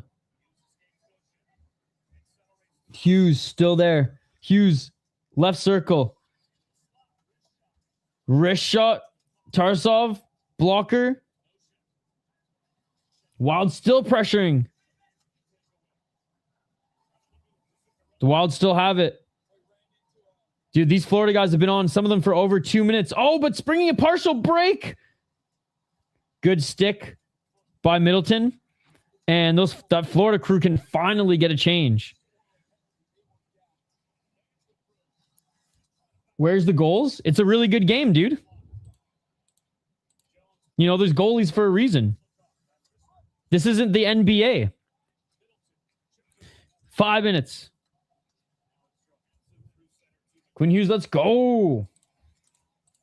You want goals, go watch the NBA. Or the QMJHL. Oh, nice move by Florida. Shot out. That goes right and wide. Florida still has it. And Seth Jones gets pressured outside the blue line. And they're forced to reset. I said it in the first period, man. The goalies are playing well. And honestly, it's just both teams are playing very good hockey that I don't think it's going to be a high-scoring game. Now, anything can change in the third period, but 26 shots to the Wild, only 1 goal. That seems to be the type of game that it's going to be. Oh, shot from the slot. That goes right and wide. Florida still has it. And good job by Foligno getting that one back. Trenyon pressuring. Oh, and bodies hitting the ice. Left, right, and center. Centering pass, but unable to get the shot off was Nick Foligno. Brock Faber with it. Puck forced back to the neutral zone. Trenyon pushes it up. Nick Foligno in the corner. Dude, Atlantis playing with Nick on his line, dude. How cool is that? Minnesota still has it. Back to the slot. Faber. Unable to get that puck off. Brodin to the circle. Brodin with it. Sneaking it to the circle again. The wild change. Shot by Tarasenko. And what a save by Tarasov. Man, 26 shots in the Minnesota Wild. 13 for the Panthers. The Panthers haven't gotten a shot off for like a while now. And of course, it's going to be a TV timeout now.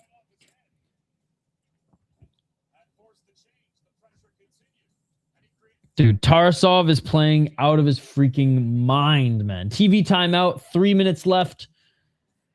In the break, we'll take your comments. We'll go over the stats again. And we'll leave you with another clip from the latest Judd's Buds episode yet again. Or maybe Fellowship of the Rink. Maybe Fellowship of the Rink. As on a recent Fellowship of the Rink, we had Jackson Blake join the show from North Dakota to the Carolina Hurricanes. We played a little bit of the Minnesota Wild, Dallas Stars, one of the many videos and clips that are going to come out in the next few weeks anyways, but a really good conversation that Z, Hoppy, and Seth Topol of Locked On Wild had. I played a little clip of that for you in the last break. Link is in the chat right now if you want to check it out after the show. Full episode of Judd's Buds I will also link in the chat here if you missed it on Monday. And of course, the full Judd's or full Wildly, I can't even keep track of all the names. Judd's, that was Judd's Buds. Fellowship of the Rink, full Fellowship of the Rink episode, which I was even featured on, and got involved in the Dallas and Wild conversation as well. That is in the chat. So there you go. Dallas and Wild hockey clip, full Judd's Buds episode, full Fellowship of the Rink episode, and full Wildly Informed episode. Whoa! Full Wildly Informed episode after this game featuring the one and only B Marsh 92 here, Brett Marshall. That was just perfectly on time. All right. Final just over 3 minutes remaining. Stream is already up, by the way, for the Wildly Informed episode. I have it set for 9:15. We may start earlier.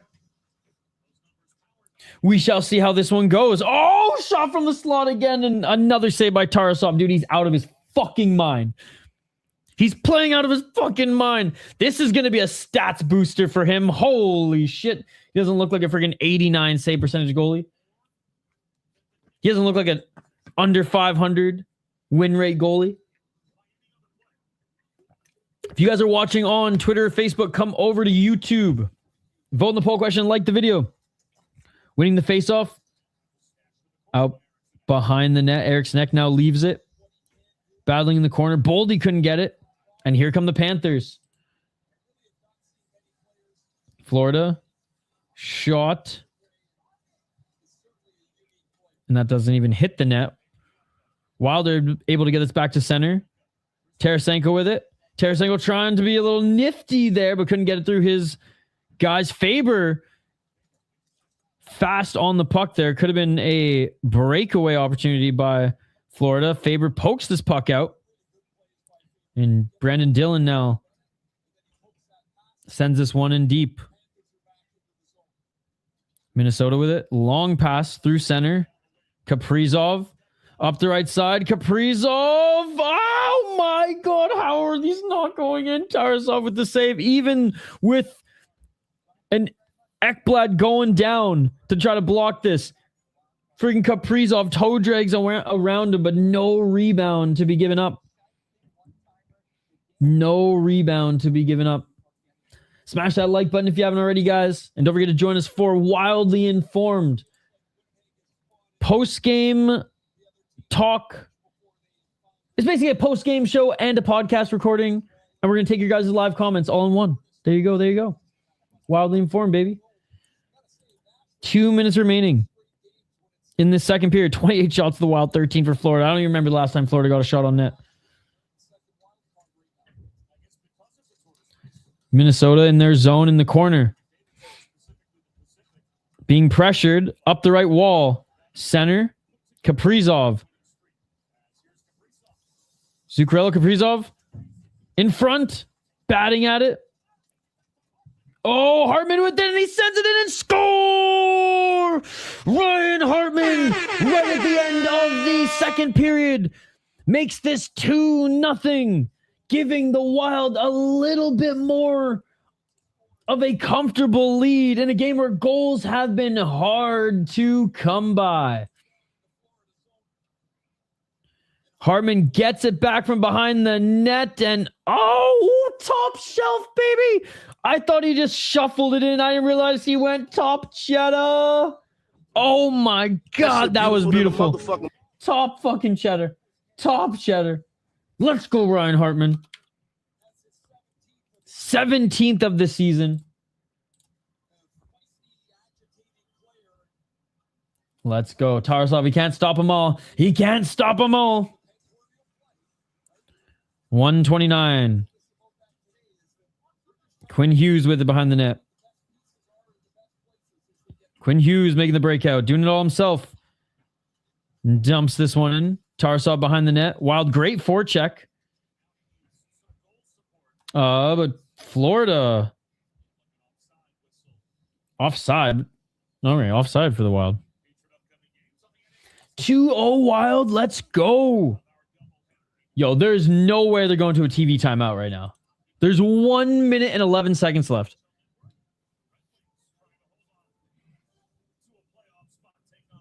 There's no way.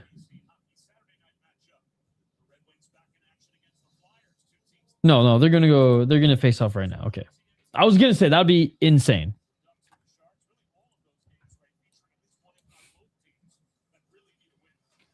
Florida with it. Shot. That goes left and wide. Valsa hasn't been forced to make a save for a while, man. Like, honestly, like 8 minutes. 3 more goals. I heard Hartsey makes it 2-0. That he did. Top cheddar, too. Is a beautiful one. A little bit of a... Well, a little bit... Some comfortability now. Love this line, by the way. The beast that is McCarron. Bobby Brink. Johansson.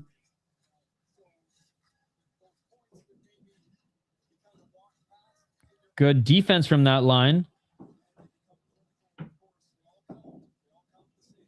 McCarron sends this one back in. Bobby Brink went in the forecheck, but couldn't grab it. Oh, McCarron throwing his body around. And final seconds of the period. 4, 3, 2, 1, and that will do it for period number 2, ladies and gentlemen. Ryan Hartman gets his 17th of the year. That is his 33rd point in his 69th game. 69, dude. Both teams now have killed off a penalty. Both teams' goaltenders have been playing very good. Tarasov out of his mind. And the Panthers around the, I want to say, like 8? Right when there's around 8 minutes left, 8 to 7 minutes left in the period, they just couldn't get shots on net. They were shooting. They had opportunities in the offensive zone, but they were going wide. They were missing. And the Wild kept pressuring, and eventually one of those rebounds, eventually one of those loose pucks were able to be put home. 29 shots for the Minnesota Wild, 14 for the Florida Panthers, finally getting one there just at the end of the period. Each of them have killed off a penalty. 21 face-off wins for the Wild, 20 for the Panthers. Very interesting is the Wild had a huge lead in the face-off dot just 10 minutes ago. Halfway through the period, the Wild, I think it was like 21 to like, I want to say it was like 8 or 10, something like that for the Florida Panthers. So the Florida Panthers are starting to get back in the face-off dot. Wild lead by 1, but they had it was like a 64 66%.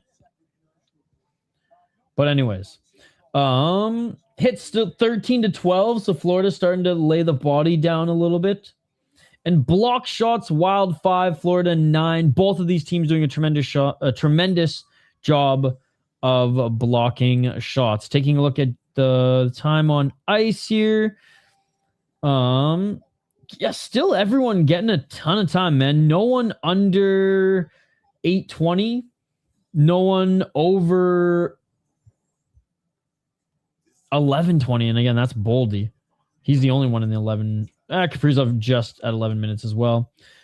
As far as defense, it's Jeff Petry's got 9:43. Everybody else is in the double digits. Spurgeon just under 13.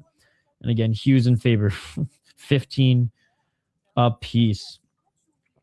Shots coming from everybody. Tarasenko hasn't hit the net yet, but shots coming from everybody else on this team.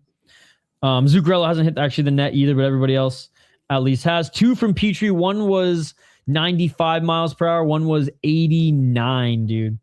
And Jesper Wallstedt, perfect right now when it comes to the saves. Tarasov, though, man, 93 save percentage right now, which is insane.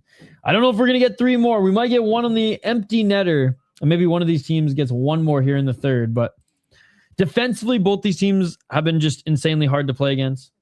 And I think it's been just a really fun game of high-level hockey. Sun the Wild brought it home in 3. Let's go Wild. Leave it all on the ice in 3. Bring home a win for the state of hockey. Let's go, dude. Love the positive energy coming from Jack here. Absolutely love it. We'll check in on the poll question right when we come back from the break. But let's do that right now. Let's take a little bit of a break here. And if you missed the interview that Hoppy and Justin had with Jackson Blake, we got it for you here next, ladies and gentlemen. Full interview. I will link it in the app. You guys can get a little snippet of it here in the break. Full interview. We'll be back for the third period here in just a few minutes, ladies and gentlemen. Keep the comments coming. Like the video, vote in the poll question, subscribe to the channel as we do 2 podcast live streams every week. We do 1 Wild game every week. When the playoff comes, we'll be buzzing with a lot more playoff coverage. And we post videos pretty much every single day. One of them was our interview with Jackson Blake. Beer time, says Endless. Water for me. I have this and then Wildly Informed, and then I have to crush a workout before bed. But tomorrow, I am going to crush a beer. And tomorrow, I'm probably even going to do a beer review on the beer because it's been far too long since we've had a City Life or Sota Pod beer review. And I have some Kirkland Barrel Age Stout to review for you guys. I started beer 4 hours ago. Attaboy. All right. Jackson Blake on Fellowship of the Rink. Enjoy. We'll be back for the third period here in just a few minutes. Presented Eden Prairie High School at the infamous state tourney. Then he betrayed us, turned his back to us, going to North Dakota. We'll talk about that. But now, member of the Carolina Hurricanes, Jackson Blake. Jackson, appreciate you jumping onto this, man. Yeah, thanks for having me, guys. No problem. As you can probably see, the name of the podcast is Fellowship of the Rink, which is a stick tap to Lord of the Rings fandom on our end a little bit. I wasn't sure, are you a Lord of the Rings fan, or do you have any like movie series, TV series, things that you're really into? No, not a Lord of the Rings guy, but I mean, a little farther away from that. Friends. I mean, Friends is my goat of shows. I watch it even to this day, every single day. I mean, just the humor behind that show, and every character so good. So I mean, I think it's the greatest show. Well, here's the tough debate then. Who is the best character in the show? Because I have a strong opinion on this, and I get a lot of flack. Yeah, I mean, I've never been able to come up with one. I feel like every single one has their own purpose in the show. I mean, I'm a big Jennifer Aniston fan in this show. I mean, I'm sure a lot of I think all of us are. Yeah, right. I mean, it's hard not to be. And then Chandler, so Joey. I mean, I would probably honestly go Joey just because how funny he is. But yeah, I don't know. I wouldn't say I have a favorite. I feel like it's having a favorite kid. You don't really say it. Maybe you have one, but you don't ever really say it. Which one do you identify with most with? Which character do you identify the most with? I actually talked to my family about this. I say I have a little bit of everyone as a joke, but no, I don't know. I think maybe Chandler, just because I like to crack some jokes once in a while, and I don't know. I don't really have one, honestly. I'm a fan of the dry, sarcastic humor. I don't know. I think that like the lines and like humor from Joey and Chandler are awesome, but I feel like you couldn't have the show without the role filled by Ross. Yeah, 100%. I agree. I think him and Rachel make the show with their kind of ongoing whatever they got going on there the whole show. So, well, let's go back a little bit to just kind of upbringing in hockey. You get a really fun approach to it, being that you're like one of 1% of the 1%, where you're playing in the NHL, and so did your dad. What is it like having a dad that played in the NHL? Yeah, super special. Obviously, to have a guy who went through it, and for it to be your dad is unbelievable. And I mean, I've said this before, but when you're growing up and going in the locker room, you just think that's the norm, right? You think like, oh, everyone's dad plays in the NHL, and you get to just go hang out with guys like, when he was playing, and when I remember, it was like Teemu Selanne and Corey Perry and Bobby Ryan. I was a big fan of him, and just going in there and playing chow with Bobby Ryan. He'd come up to my room if we had a house party or something like that and play NHL with me. It was unbelievable to have him through that. And then, I mean, obviously now to play and, to have him to go to for advice or anything. And, we still watch film once in a while. He's always got something to say, whether it's a good game or a bad game, which is good. I mean, he cares, which is good. But yeah, like you said, to have him play and go through what I've gone through, and just go to him whenever I need advice, it's really special. Yeah, it seems like that special bond with Bobby. I know it's like, how does that kind of develop, or what made it you guys click, you think, among all the guys that you were kind with of around? Bobby? Yeah. Yeah, I mean, I think I was like 8 or 9, so I was really young. And I mean, Bobby was pretty young too, just coming first couple years in the league. And he was my favorite player. I think my dad was like my 5th favorite player on the team, and I always told him that, made sure to let him know. But yeah, I just loved watching Bobby play, and he was so nice, so good to me. I mean, it's little things like that you remember of guys like that. And I try to do that to this day, to help as much as I can with other kids or the community or stuff like that. And because it's the little things that matter, and he did those so well, and I noticed. And I mean, that's probably one of the reasons he was my favorite player, even though he was so good on the ice. And as far as, I mean, you said that your dad's really helpful now, doing some film review, anything you need. How hands-on or hands-off was he kind of growing up in hockey? Probably the most hands-on you could honestly get. I think, maybe he saw something that maybe there's something there in me, and he said pretty much just committed his life to helping, me become not only the hockey player I am, but the man I am. he was really hard on me, but it's a good hard, right? Because he saw something, I think. And I mean, he was not afraid to tell me what he thought, which I think was good. But you know, he was always there, and it's always positive, right? If he didn't say anything, I knew he didn't care. And so he was saying it all the time. And, you know, he's helping me out. And I mean, I would be nowhere close to where I am today without him. So.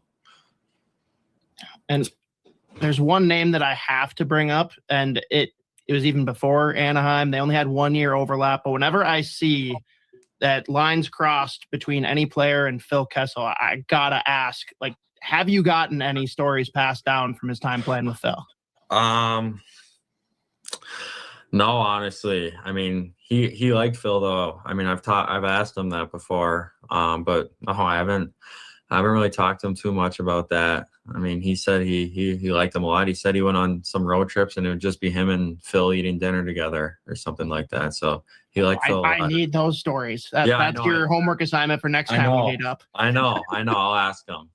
I need to ask him more stuff, honestly, about when he's playing. Awesome. Well, let's talk then high school hockey. I mean, your fans out there, new fans in Carolina, and really across the country, most people just don't quite understand. Like, what is it like playing at a big-time program like Eden Prairie in Minnesota high school hockey? I mean, playing high school, I think, will always be my favorite hockey I've ever played. I mean, you play with guys who you grow up your whole life playing with, from squirts to peewees to bantams and then to high school. And then to do it in front of your school and play against big teams like Edina, Minnetonka, all these really good teams. It's nothing will ever beat it. I mean, playing at the Ralph might, but you know, high school is just a different breed because it's guys you grew up with and guys you played with your whole life. And I mean, we probably got a lot of stuff for this, but we would literally skate from one end of the ice to the other just to go to the student section and sell in. I mean, I think it's only appropriate to do that. I don't even think it's appropriate, honestly, to do it in high school, but you know, that's what we did and that's what it was about. So, I mean, I went to a high school game last year and they did that one time and it gave me chills just seeing that, because, you know, you can't do that anymore and no one's going to do that anymore. Right. But it's just a whole different breed of hockey. You know, it's so fun. And, you know, like I won too, to do that with your buddies. It was super special. So I don't think anything, I mean, unless we win the cup, we'll beat that. So. Yeah, I can imagine. And I know you played with Luke. Any overlap with John too? Yeah. The middle stuff? Yeah. I played with Talk John. about those guys, because they just continue. Whenever Joe and I have different Gopher players on, those are two of the first names to come out for, like, these are just the best dudes. Yeah. I mean, those are two of my best buddies. We hang out, we work out together in the summer and we play golf every single day in the summer. You know, Luke, especially just because he, same age as me and growing up with him and playing on the Blades together and playing on the teams together. But yeah, I played with John too. My sophomore year, we were line mates too. You know, those two are just, like you said it right there. They're two of the best guys I think I've ever met. And, you know, they'll be my best buddies for life, I think. And they're two unbelievable players too. I mean, I think Luke's I think he'll play in the NHL next year. He's so good. And I mean, I can't wait to golf with those guys again soon. Those guys are they're unreal. We're already talking about drivers and stuff. Not that I'm excited to play hockey right now, but it's always good to get the mind off hockey once in a while and talk about golf and stuff like that. But those two are unreal guys. That's great. Jackson, I'm from Michigan originally. Then I covered the Lightning for a long time in Tampa, some cup teams. But when I came here in 22 to cover the Wild in NHL, they're telling me, like, you got to go to the state high school tournament here. It's just different. It's insane. And I'm like, well, yeah, I'm sure. Like, it's great. I'm sure it's a fun, a passionate thing. You know, like I think about the state tournaments in Michigan are a little different. You know, like that. I'm like, okay. And so I went there, and I was like, it's sold out crowd. Like you mentioned, the student sections, like the goals where the guys are jumping against the boards, like opposite side. You know, like you saw all the time. And I was just, you know, completely. I'm sure you growing up, you saw that, so you weren't surprised when you actually lived in it. But like, what was that moment like? Twice, I guess, playing in the state tournament and doing that. Yeah, I mean, it's a whole different breed. My sophomore year, we were fortunate to go, and you know, we made it to the championship. We didn't win, but I mean, just right when you step out on the ice in warm-ups, and just see those. I mean, I've never played at the X before then, and see those bright lights and warm-ups and see the crowd just absolutely jam-packed. I think it was like our first game was at like 1:00 on a Thursday, and it's like, don't these kids have school or something? But they don't go to school that week. That's optional for sure. But yeah, I mean, nothing beats it. I mean, for me, I grew up in Minnesota, so I got to go and watch it growing up. So I kind of knew what we were getting into. But I mean, you know, that tournament is something else, something special for high school kids, and then kids growing up to go to that and see it. It's just unbelievable. And I mean, my junior year, we won it. I mean, it was COVID, so it wasn't as many people there. I think there was only like 3,000 people there, which wasn't as fun. But I mean, just to win it, you know, no one will remember that there was only 3,000 people there, right? Well, we'll say there was 20,000 there. But no, that was a super fun tournament, and to win it, I mean, you know, I'll remember that for the rest of my life.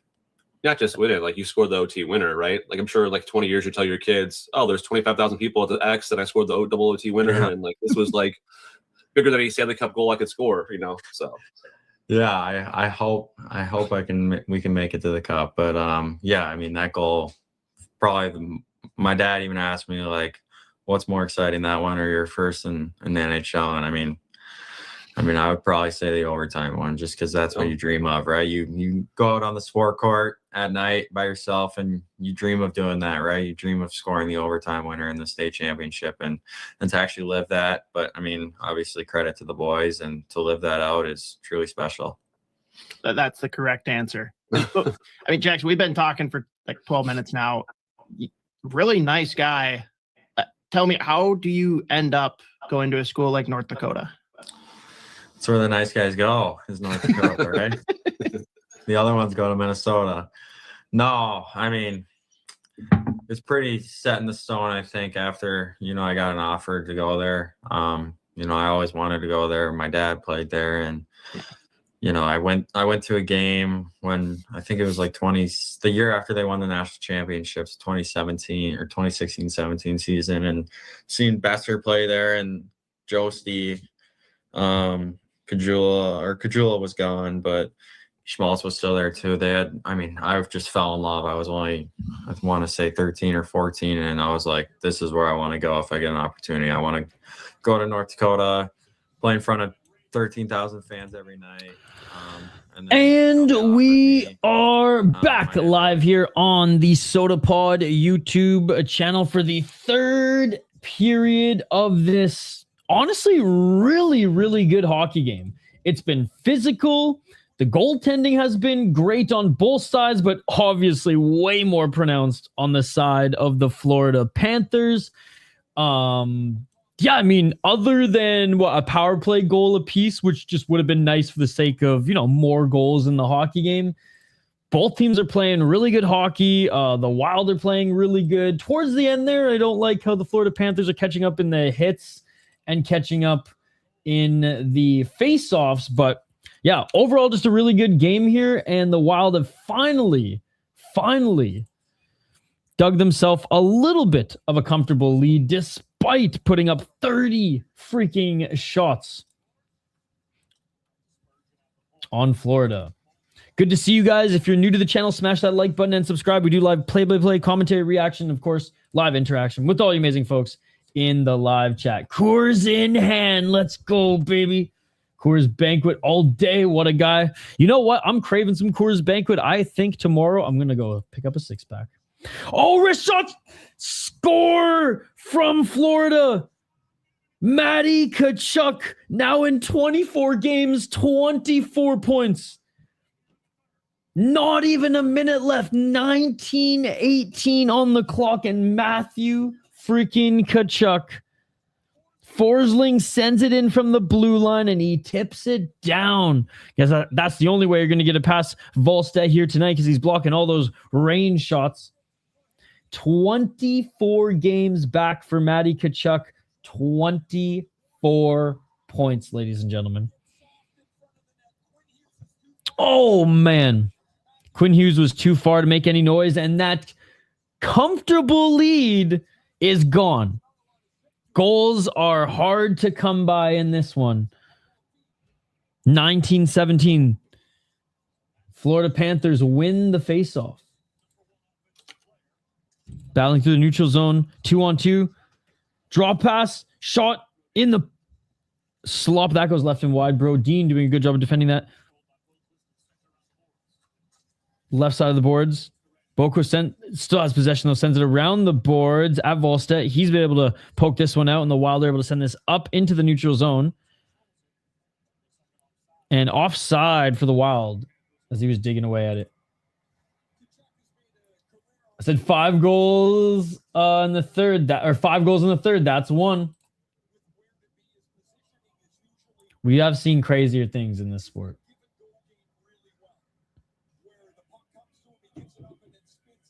'28th deflected goal in the last 4 seasons for Tkachuk. Getting back Wild.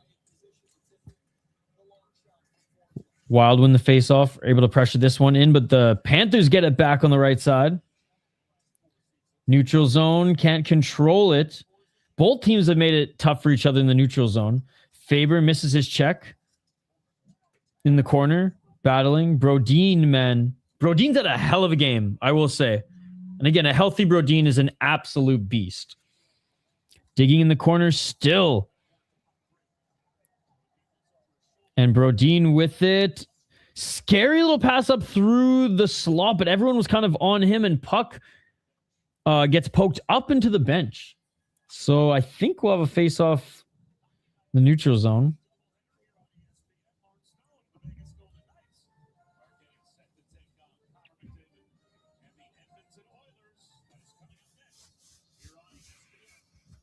(18-10). We already have a goal. We've had God how many knows whistles. Oh shit, this is gonna be in the Wild zone actually. Left side of Volstead. Florida wins it. Shot left of Jesper. Wild get the puck back into the neutral zone. Pressuring. Wild now able to dump the puck into Florida. Bobby Brink goes in with the forecheck, but he gets crushed up against the board. Puck goes all the way back down to the Wild defender. Bobby Brink now with it in the neutral zone. Bobby Brink had a hell of a first period, I'll say that. Sorry, but the Florida Panthers roar sounds like Mercury Cougar, like a Mercury Cougar. 17-29. Finally, some of Tarasov's work paying off a bit. Again, still a little bit of a hill to climb here for Florida. But they've definitely had the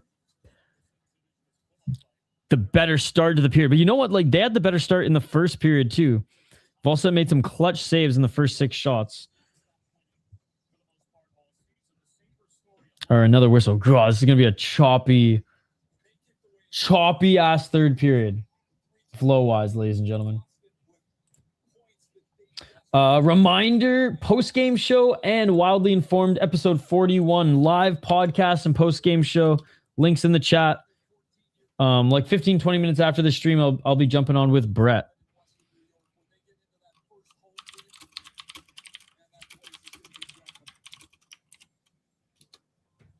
$17-11.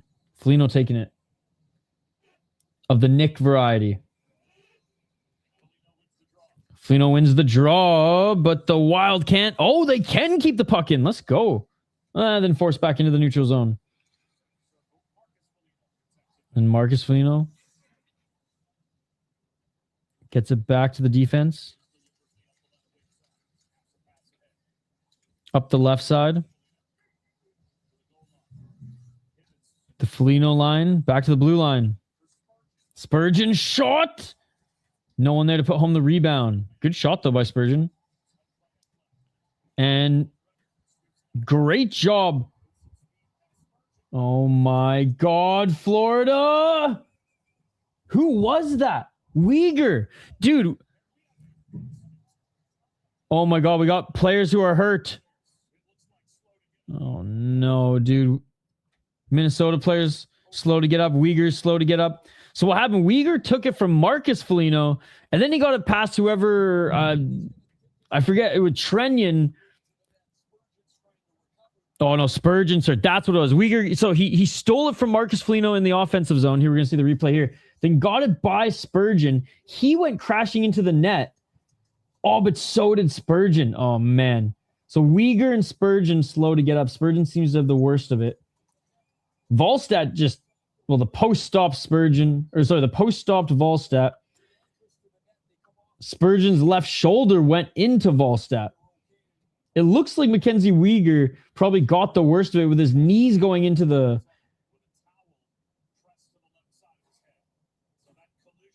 Oh, no, Spurgeon's left side of his head is bleeding. He might have hit the skate. Or maybe the wall. I don't know what his head hit, but it looks like his head might be cut. Oh, no. Trainers had to get out there quickly, and Spurgeon immediately went down the tunnel. There's blood on the ice, dude. This is not good. This is not good. Okay, let's see. So I want to see Spurgeon going down here. Oh! Head right into the post. His visor was got driven right into his face. Hopefully just a few stitches. But, oh, that did not look good. So, yeah, from the angle in which I was watching from that left side, it looked like Uyghur got the worst of it. I didn't see that Spurgeon's freaking head knocked off the post on the other side.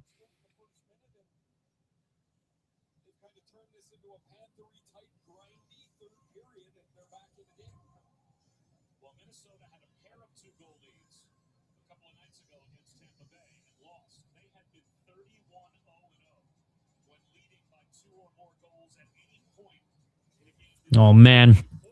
Not our boy Jared, who's been so healthy all season. So hopefully it's just a flesh wound. All right, 16:30. The captain is hurt. We had a collision. A little bit of madness.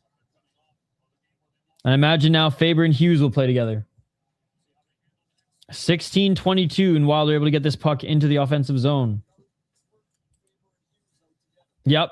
Faber shot, and he's out there with Quinn Hughes. I mean, God, they've been such a good pairing for most of the season. Oh, nice shot by Florida. That goes up left and wide. The Wild able to force this one out into the neutral zone, but unable to hold on to the puck at center ice. Tarasenko got the puck taken away from him. Eck unable to get his man. 3-on-2. Hughes with a nice stick. Oh, backhand opportunity, but no one there to get the puck back. And offside now for the Panthers.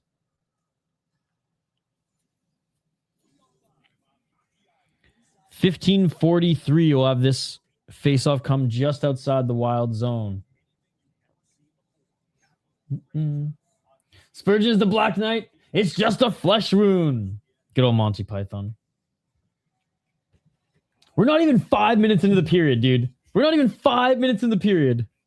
And so much has gone down. By the way, smash that like button and subscribe. If you're watching on Twitter or Facebook, come over to YouTube. Come support our YouTube channel here. This is the platform that we're trying to grow. And our post show will be here as well.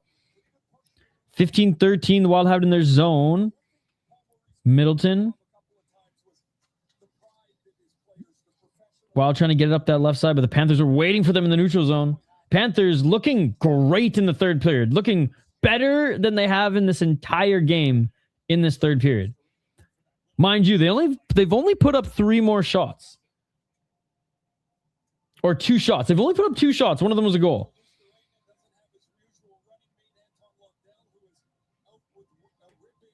Oh, Anton Lundell's out too. Oh, man, that hit the post.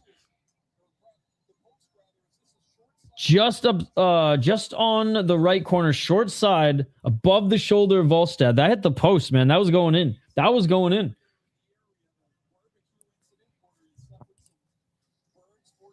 $15:30. Wait, bro got injured barbecuing? Some burns? Dude, that's like some Victor Rask, too sharp Japanese knife to a friggin' tendon trying to impress his girl on sushi night type of injury. I mean, literally, Victor Rask impressing his girl on sashimi night. literally fucked his whole NHL career. He's never a good skater anyways, but as soon as he lost his dangles and shot, it was over.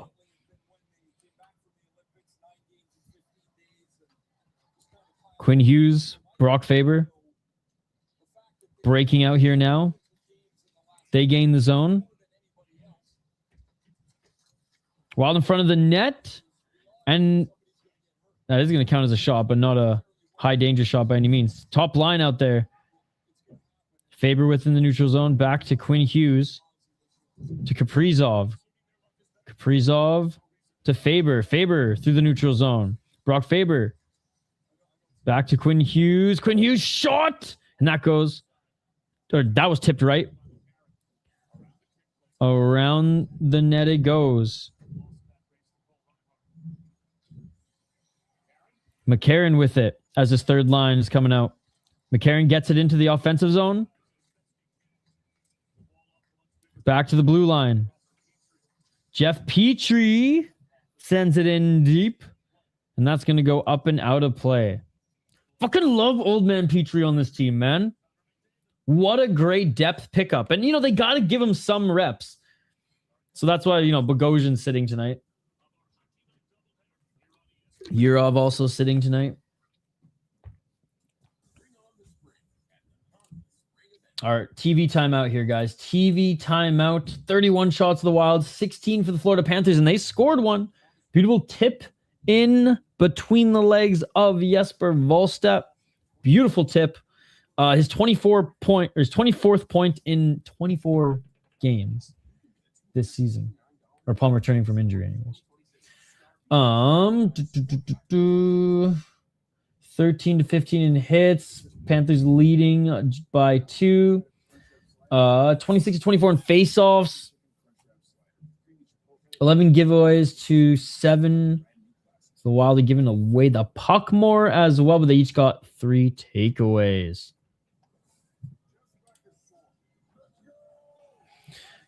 Man, the depth of this team is just reflected in the time on ice too. I mean, there's not really a player as like noticeably a lot of less time. Like the Felinos have the least amount of time on ice, and like they're noticeable tonight, right?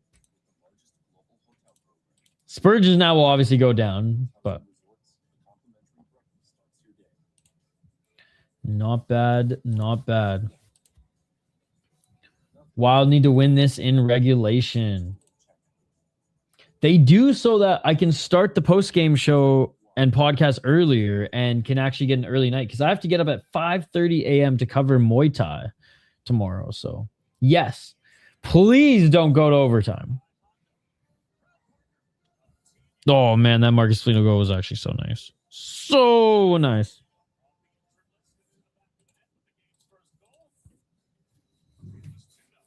Oh, but that tip by Matthew Tkachuk, sorry, was unbelievable as well. 13:57 on the clock. Face off to the left of the Panthers. Goal won by the Wild. Wild sent to the right, shot, and a great save by Tarasov. I'll say this, Jonas Brodin having a hell of a game.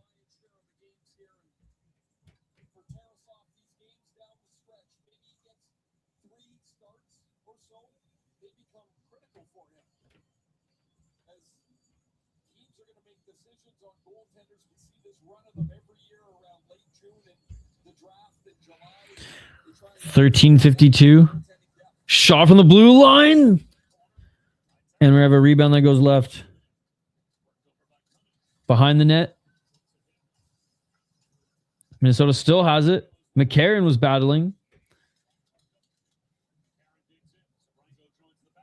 McCarron back to Petrie with it. Petrie with the shot.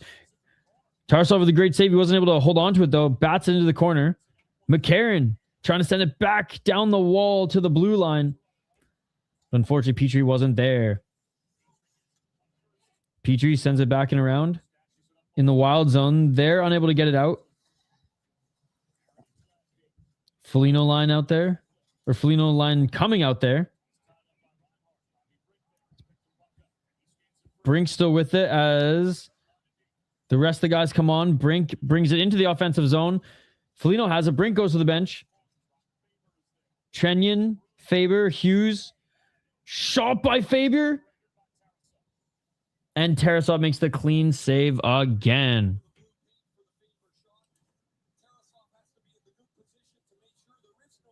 That was a great shot by Faber as well. Hey, what's up, dude? Go, Cats, go. Dude, this has been an awesome game.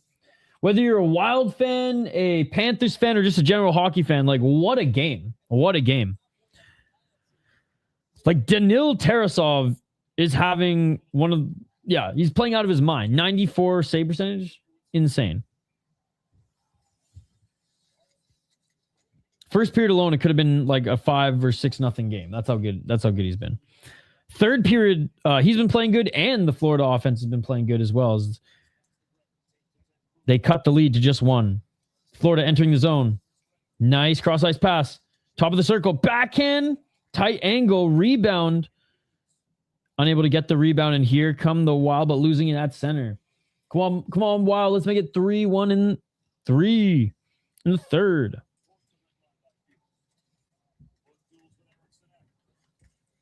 Battling for just on the Wild line. Right side. Wild are able to pressure the puck into the Panther zone. Boldy with it. Boldy loses it, but he's battling behind the net. Boldy gets it back. Eck sends it around. Brodin now pinching to battle. Sends it all the way around. Tarasenko backhand into the corner. Leaving it for whoever can grab it. Eck went for it. Nobody there. And here come the Panthers. Wild still need to complete their change. Boldy's going to go off. Tarasov touches, so no icing. Wild finally able to complete their change. Top line out there.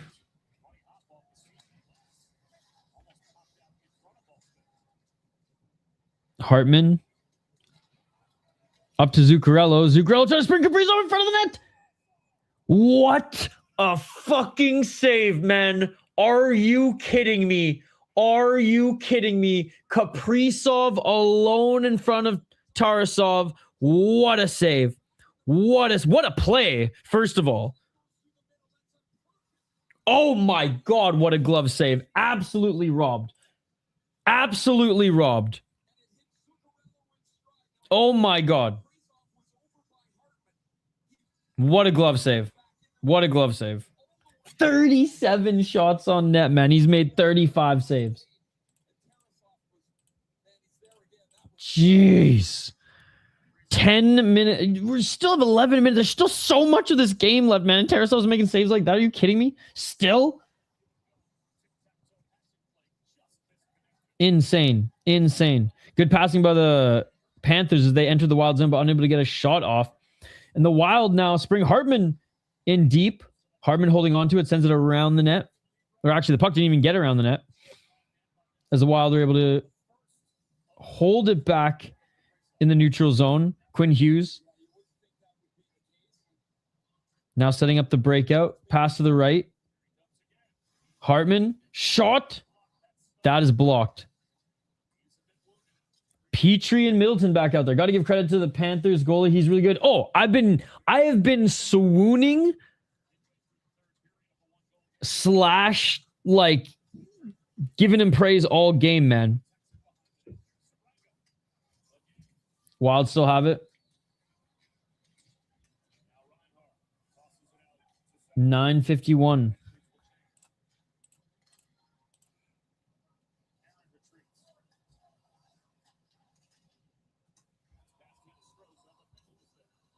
Battling in the neutral zone. No one's really gained the zone yet.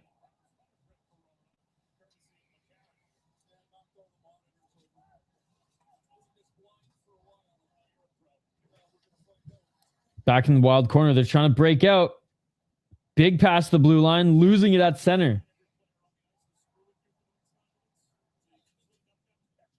Dude, love Ray Ferraro, by the way. Miss him on TSN, but every now and then get to watch an ESPN broadcast, and he's back there.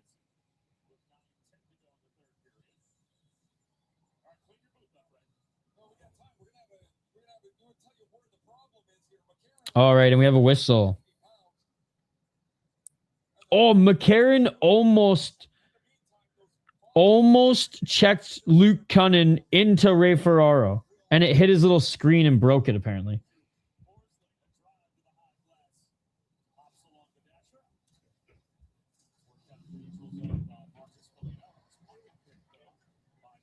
Still the Wild looking to get a successful rush. Through center comes Quinn Hughes. He's able to get it down behind the net. Tarasov unable to clear it, but gets it to his man. And again, Florida loses at their blue line. Actually, Quinn Hughes bumblefucks it here. Doesn't hit the net. It's behind the net.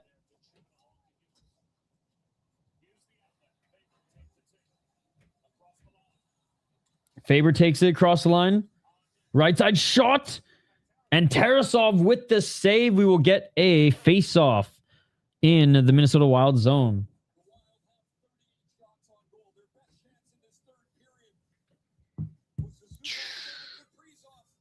All right, going to a TV timeout. Man, again, like, this Tarasov kid is unreal. Or at least he's playing an unreal game, I should say.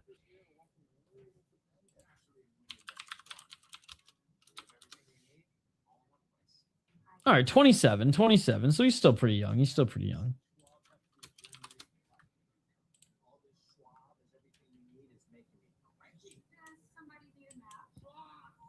I mean, it's tough. It was probably tough to put up really good numbers with the Blue Jackets, but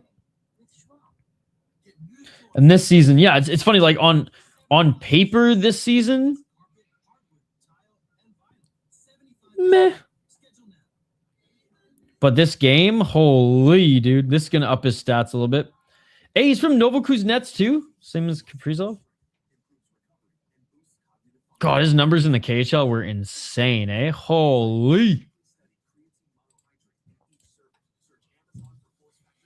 I like the Wild is shooting the puck more. Me too. No dumb penalties. Yes, Hartman. If you guys are watching on or on Facebook or Twitter, by the way, come over to our YouTube channel, The Sota Pod. Like the stream, vote in the poll question. We're trying to grow and subscribe. We're trying to grow this channel in particular. And our post-game show / Wildly Informed podcast will be live on this channel in 45 minutes.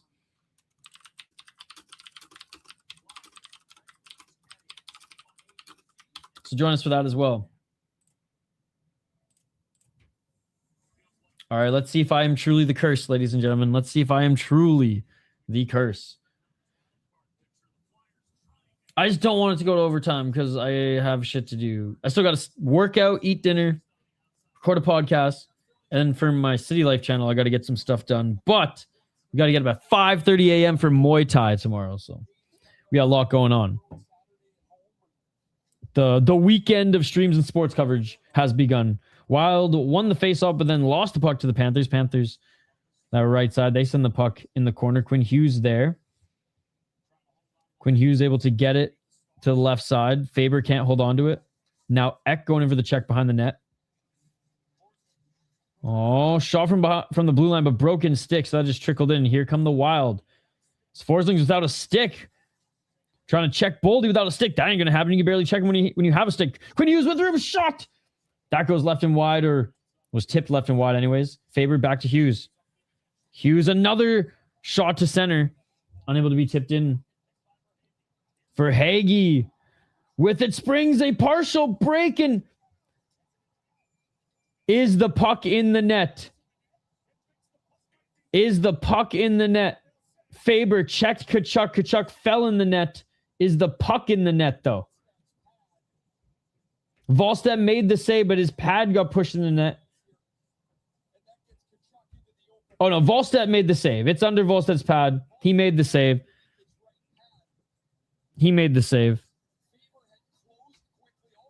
Oh, it was his right.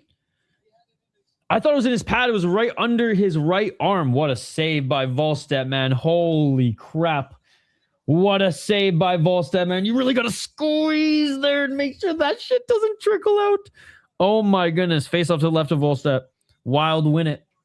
Wild doing good here in the third period in the face-offs. 31-26, getting their lead back there. Kaprizov onside, but getting checked. He's forced to send this in deep. Back to the blue line. Middleton. Shot towards the net and a save by Tarasov. That's shot number 40. Favorite must be stronger than he looks. He can ragdoll guys at times. I mean, he looks pretty strong. Like, he's not a small player by any means. Like, he's bigger than Matthew Tkachuk. But yeah, he's a strong motherfucker.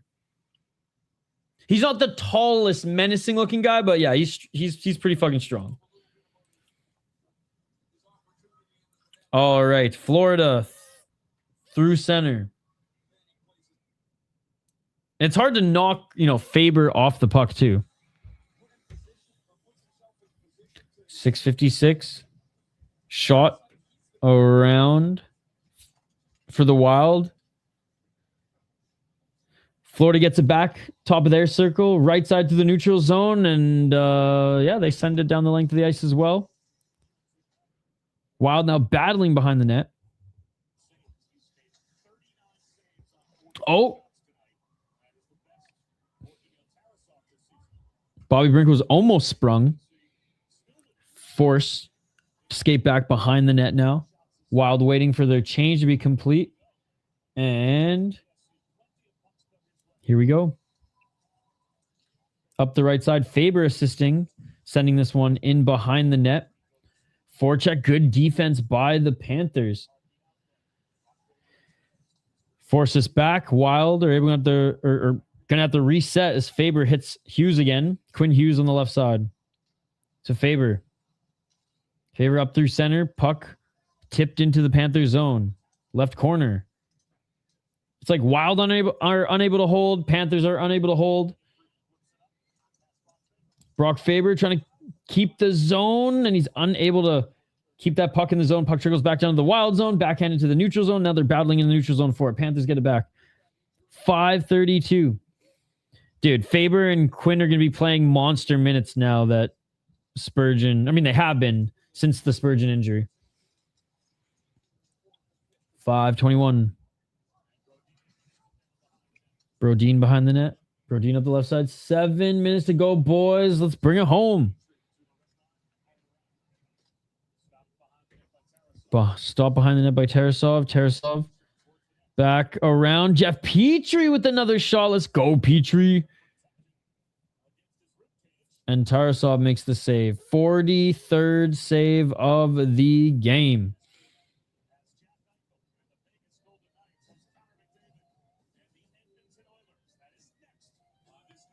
We're going to a TV timeout. I mean, the defensive play on both these teams, man, it's just been back and forth, back and forth. Who can win the neutral zone? When Quinn Hughes is on the ice, yes, he can bring the puck into the offensive zone or start a play. But either Tarasov makes that save or he gets broken up top of the circle, and it's kind of the same for the Wild. Both these teams playing very, very tough hockey.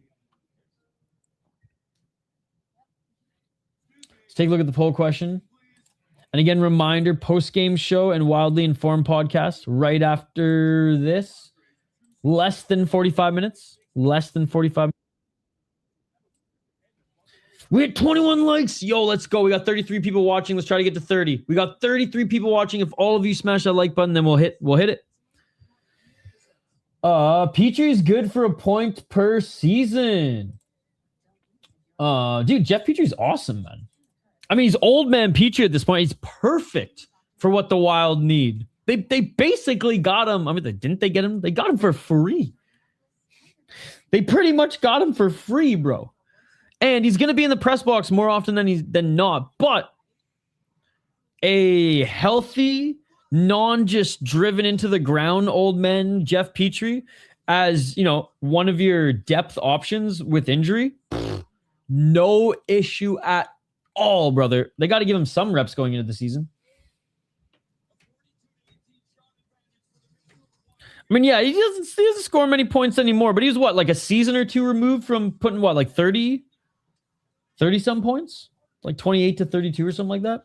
I have a soft spot for Jeff Petrie, just like Wild fans have a soft spot for Devin Dubnyk. Like, he was one of those guys that like career almost ended because of the Edmonton Oilers, because of Dallas Eakins. He's not back on the ice yet. I imagine he's getting stitched up. Yeah, I'm stoked to see fucking Jeff Petrie play this game. Will forever be a fan of Petrie. If the Wild beat Dallas, can they win the Stanley Cup? 67% of you say yes, 22% of you say no, 11% of you say it all depends on Jeff Petrie. I mean injuries. Thank you for commenting, by the way, Jamal. Really appreciate it. Tension back to the game for 31. Great job by the Panthers, able to get this puck back into the neutral zone. Neither of these teams, please, the time wait, what? 4 minutes and 15 seconds on the clock. 44 shots of the Wild. 18 for the Panthers. Jeff Petrie with it.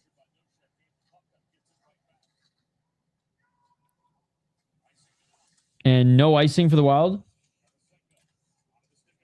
Let's get an empty net. 3:51, and here come the Panthers again. Back and forth, back and forth, back and forth. Petrie does a good job in the corner defending, sends it up the left side. Battling. Neutral zone. Minnesota sends it up. And that goes up and out of play into the glove of Bobrovsky, who's actually sitting on the bench right now. I mean, obviously he's sitting on the bench. Tarasov is in net, and yeah, Spurgeon. No word yet. Oh, and Bobrovsky gave the puck to someone sitting behind him.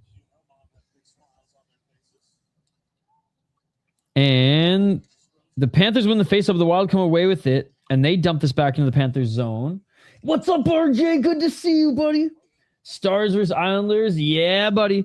Oh, and a shot on net, and Tarasov is going to make the save here, losing his helmet.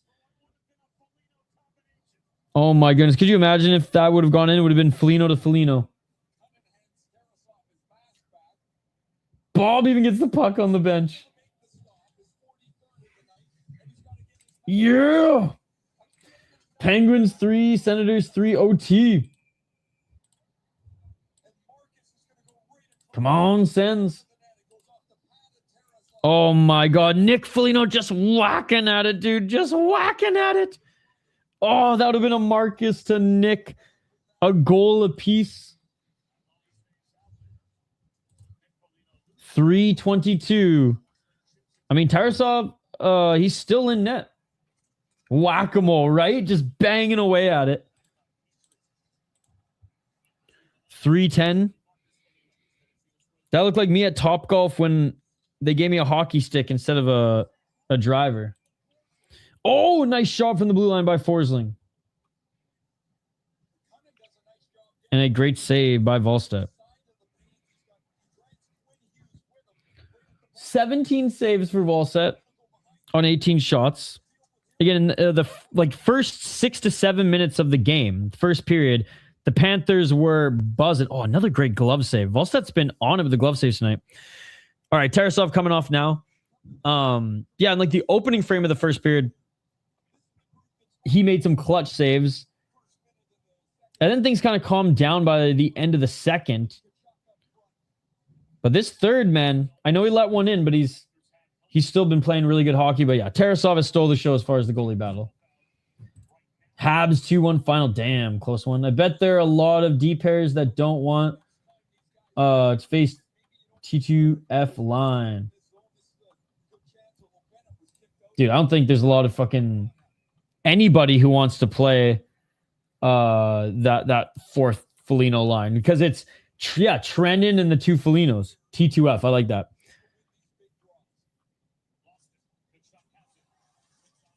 All right. It's a tough line to play against. Trennan's got the speed. I mean, the third line too. Bobby Brink, Johansson, and McCarron. That's been a really fun line to watch as well. Like, honestly, how the lines are right now, pretty good hockey. Oh, Seth Jones. Seth Jones fell with it. That was almost Dallas Stars-esque. 2:36. Here come the Panthers through center. They dump it in. Oh my God, Seth Jones, man. Bumblefucked it right in front of the net. He slipped. Left side. Back to the blue line. Working up that left side. Sharp angle shot. And the puck's going to trickle all the way down the length of the ice. And they are going to call it icing. One more goal from the Panthers. Please, nah, dude. Please, no. I don't have time for overtime. I have a podcast in half an hour.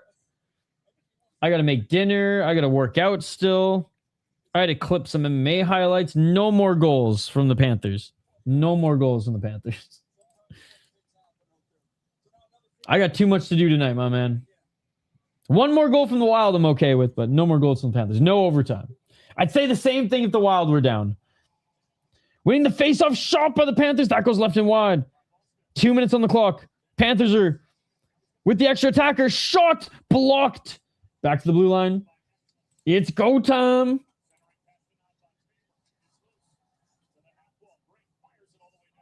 And Brink's going to fire it all the way down the ice for some more icing. Oh, never mind. Okay, no, it is. I was like, wait, what? Oh, shit, the ref missed it. Oh, my God, the Wild are so lucky.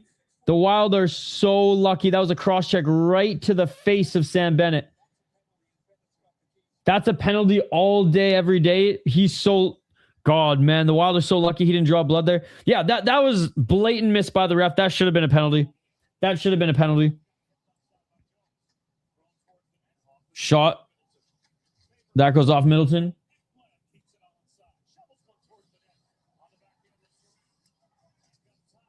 I mean, even if it's deserved, the Wild should have gotten a penalty. They are so lucky. That the ref was blind as a bat. Another shot blocked by Middleton. Middleton has just blocked 3 shots in a row. Oh, right side and goal by the Panthers. Aaron Ekblad. They didn't even need a power play. The hockey gods was like, boys, I got this. There you go. There's your goal. Woo! Senators and Thomas Chabot had undergone surgery on a broken bone in his arm. He'll miss 4 to 6 weeks. Fucking OT. I don't have time for this, boys. I got shit to do. I have a podcast to do in half an hour. That was a beautiful little pass. Whoop. Oh, what a goal, though, man. What a goal. Top right where mama keeps the cookies. 1 minute and 13 seconds left. They're doing it for their goalie, man. Tarasov. He deserves the win after this fucking game, but 1 minute left. Carrero with 37 seconds left. Let's hope. Corby.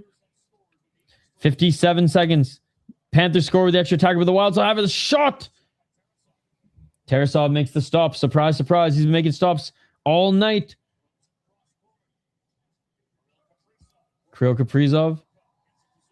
Back to Zuccarello. He gets pinned down. Puck goes around the net, though. He is able to get it around. Kaprizov battling for it in the corner. Hartman there. Can't clear the zone. Panthers, 30 seconds. Brodin to Quinn Hughes. Quinn Hughes to Zuccarello. To Hughes. Shot! Rebound. No one there to put it home, and the Panthers are going to send this down the length of the ice. And that's going to be icing on the Panthers with 12 seconds left. Come on. Off the face-off, someone put it home. Off the face-off, someone put it home.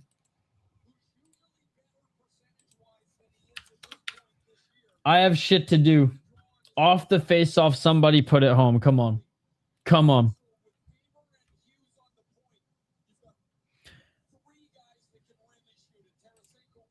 Tarasenko, Boldy, Ek, Kaprizov, all out there right now. This is a huge face-off. And, oh, man, Florida wins the face-off. Up the right side, but the Wild have it at the blue line. Shot! Oh, my God, the Wild score! No way! No way! No fucking way, dude! Eriksson Ek. The most important player in the playoffs for the Wild is going to be that man with 3.8 seconds. Thank you very much, hockey gods. I have shit to do. I got shit to do. I didn't have time for some overtime bullshit, bro. Oh my God. Oh my God, what a goal. Diving for it, dude. He dove for it.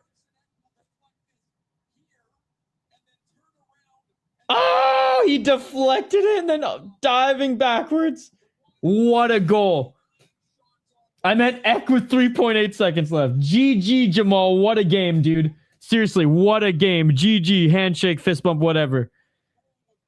49 shots on net for the Minnesota Wild. And they only win this one by 3-2. Hey, Buddy got his 5 goals, though.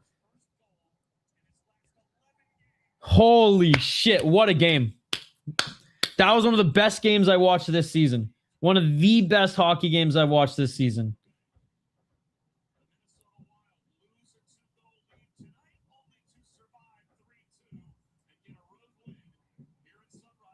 Holy shit.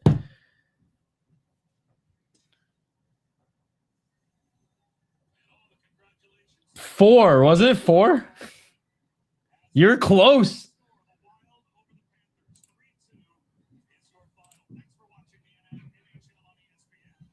Everyone come out a winner. Dude, you got it. Or 3, sorry, 3. Hey, you were close. You were close. Florida will get a lottery pick. Yeah, above the Canucks. Watch. Somehow, some way, Gary Bettman will rig it that Florida gets Gavin McGregor. All right, guys. Thank you so much for hanging out with us. What a crazy game that was. Whether you were a Panthers fan, a Wild fan, or just a general hockey fan, that was one of the most exciting games that I've personally watched this season in the NHL. Just some high-level...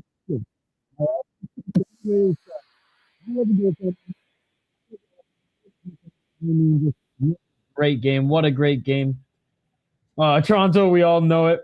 Thank you. GG. Guys, reminder, in just over 30 minutes, I will be live. With Brett for a post-game and Wildly Informed podcast recording. So there you go. If you guys want to stay up a little bit longer, we're not going to be up too late because, again, I got shit to do. But we are going to be live probably for like half an hour to 45 minutes, answering your questions, taking your comments. And actually, we'll jump on like in the next like 10 minutes. So I'm not going to start in like 9:15. Brett just texted me and said we're ready to go. I just need to honestly pee, take a quick piss, do a quick stretch, and then we're going to jump on for the post-game show here. Link in the chat. If you guys are staying up a little bit, join us there. Win's a win. That was an incredible game. That was one of the best games I've seen this entire year. Any team, any league. Creepy colors. Olympics, NHL, WHL, NCAA, LNAH, EIHL. That was the best hockey game I've seen the 2025-2026 season. Audio went crazy like you were drowning. I wonder why. Anyways, back in a little bit. Join us for the post-game show. Wildly Informed. Dude, what a game. What a game. Join us in 10 minutes. We'll be back in 10 minutes, guys, for more wild talk here. Hockey talk, analytics, the whole 9 yards. You all are amazing. I appreciate you all. Smash that like button and subscribe and join us for the post-game show here in a few minutes. Back next week for another wild stream. Back in about 5 to 10 minutes for a wild post-game show. See you then. Peace.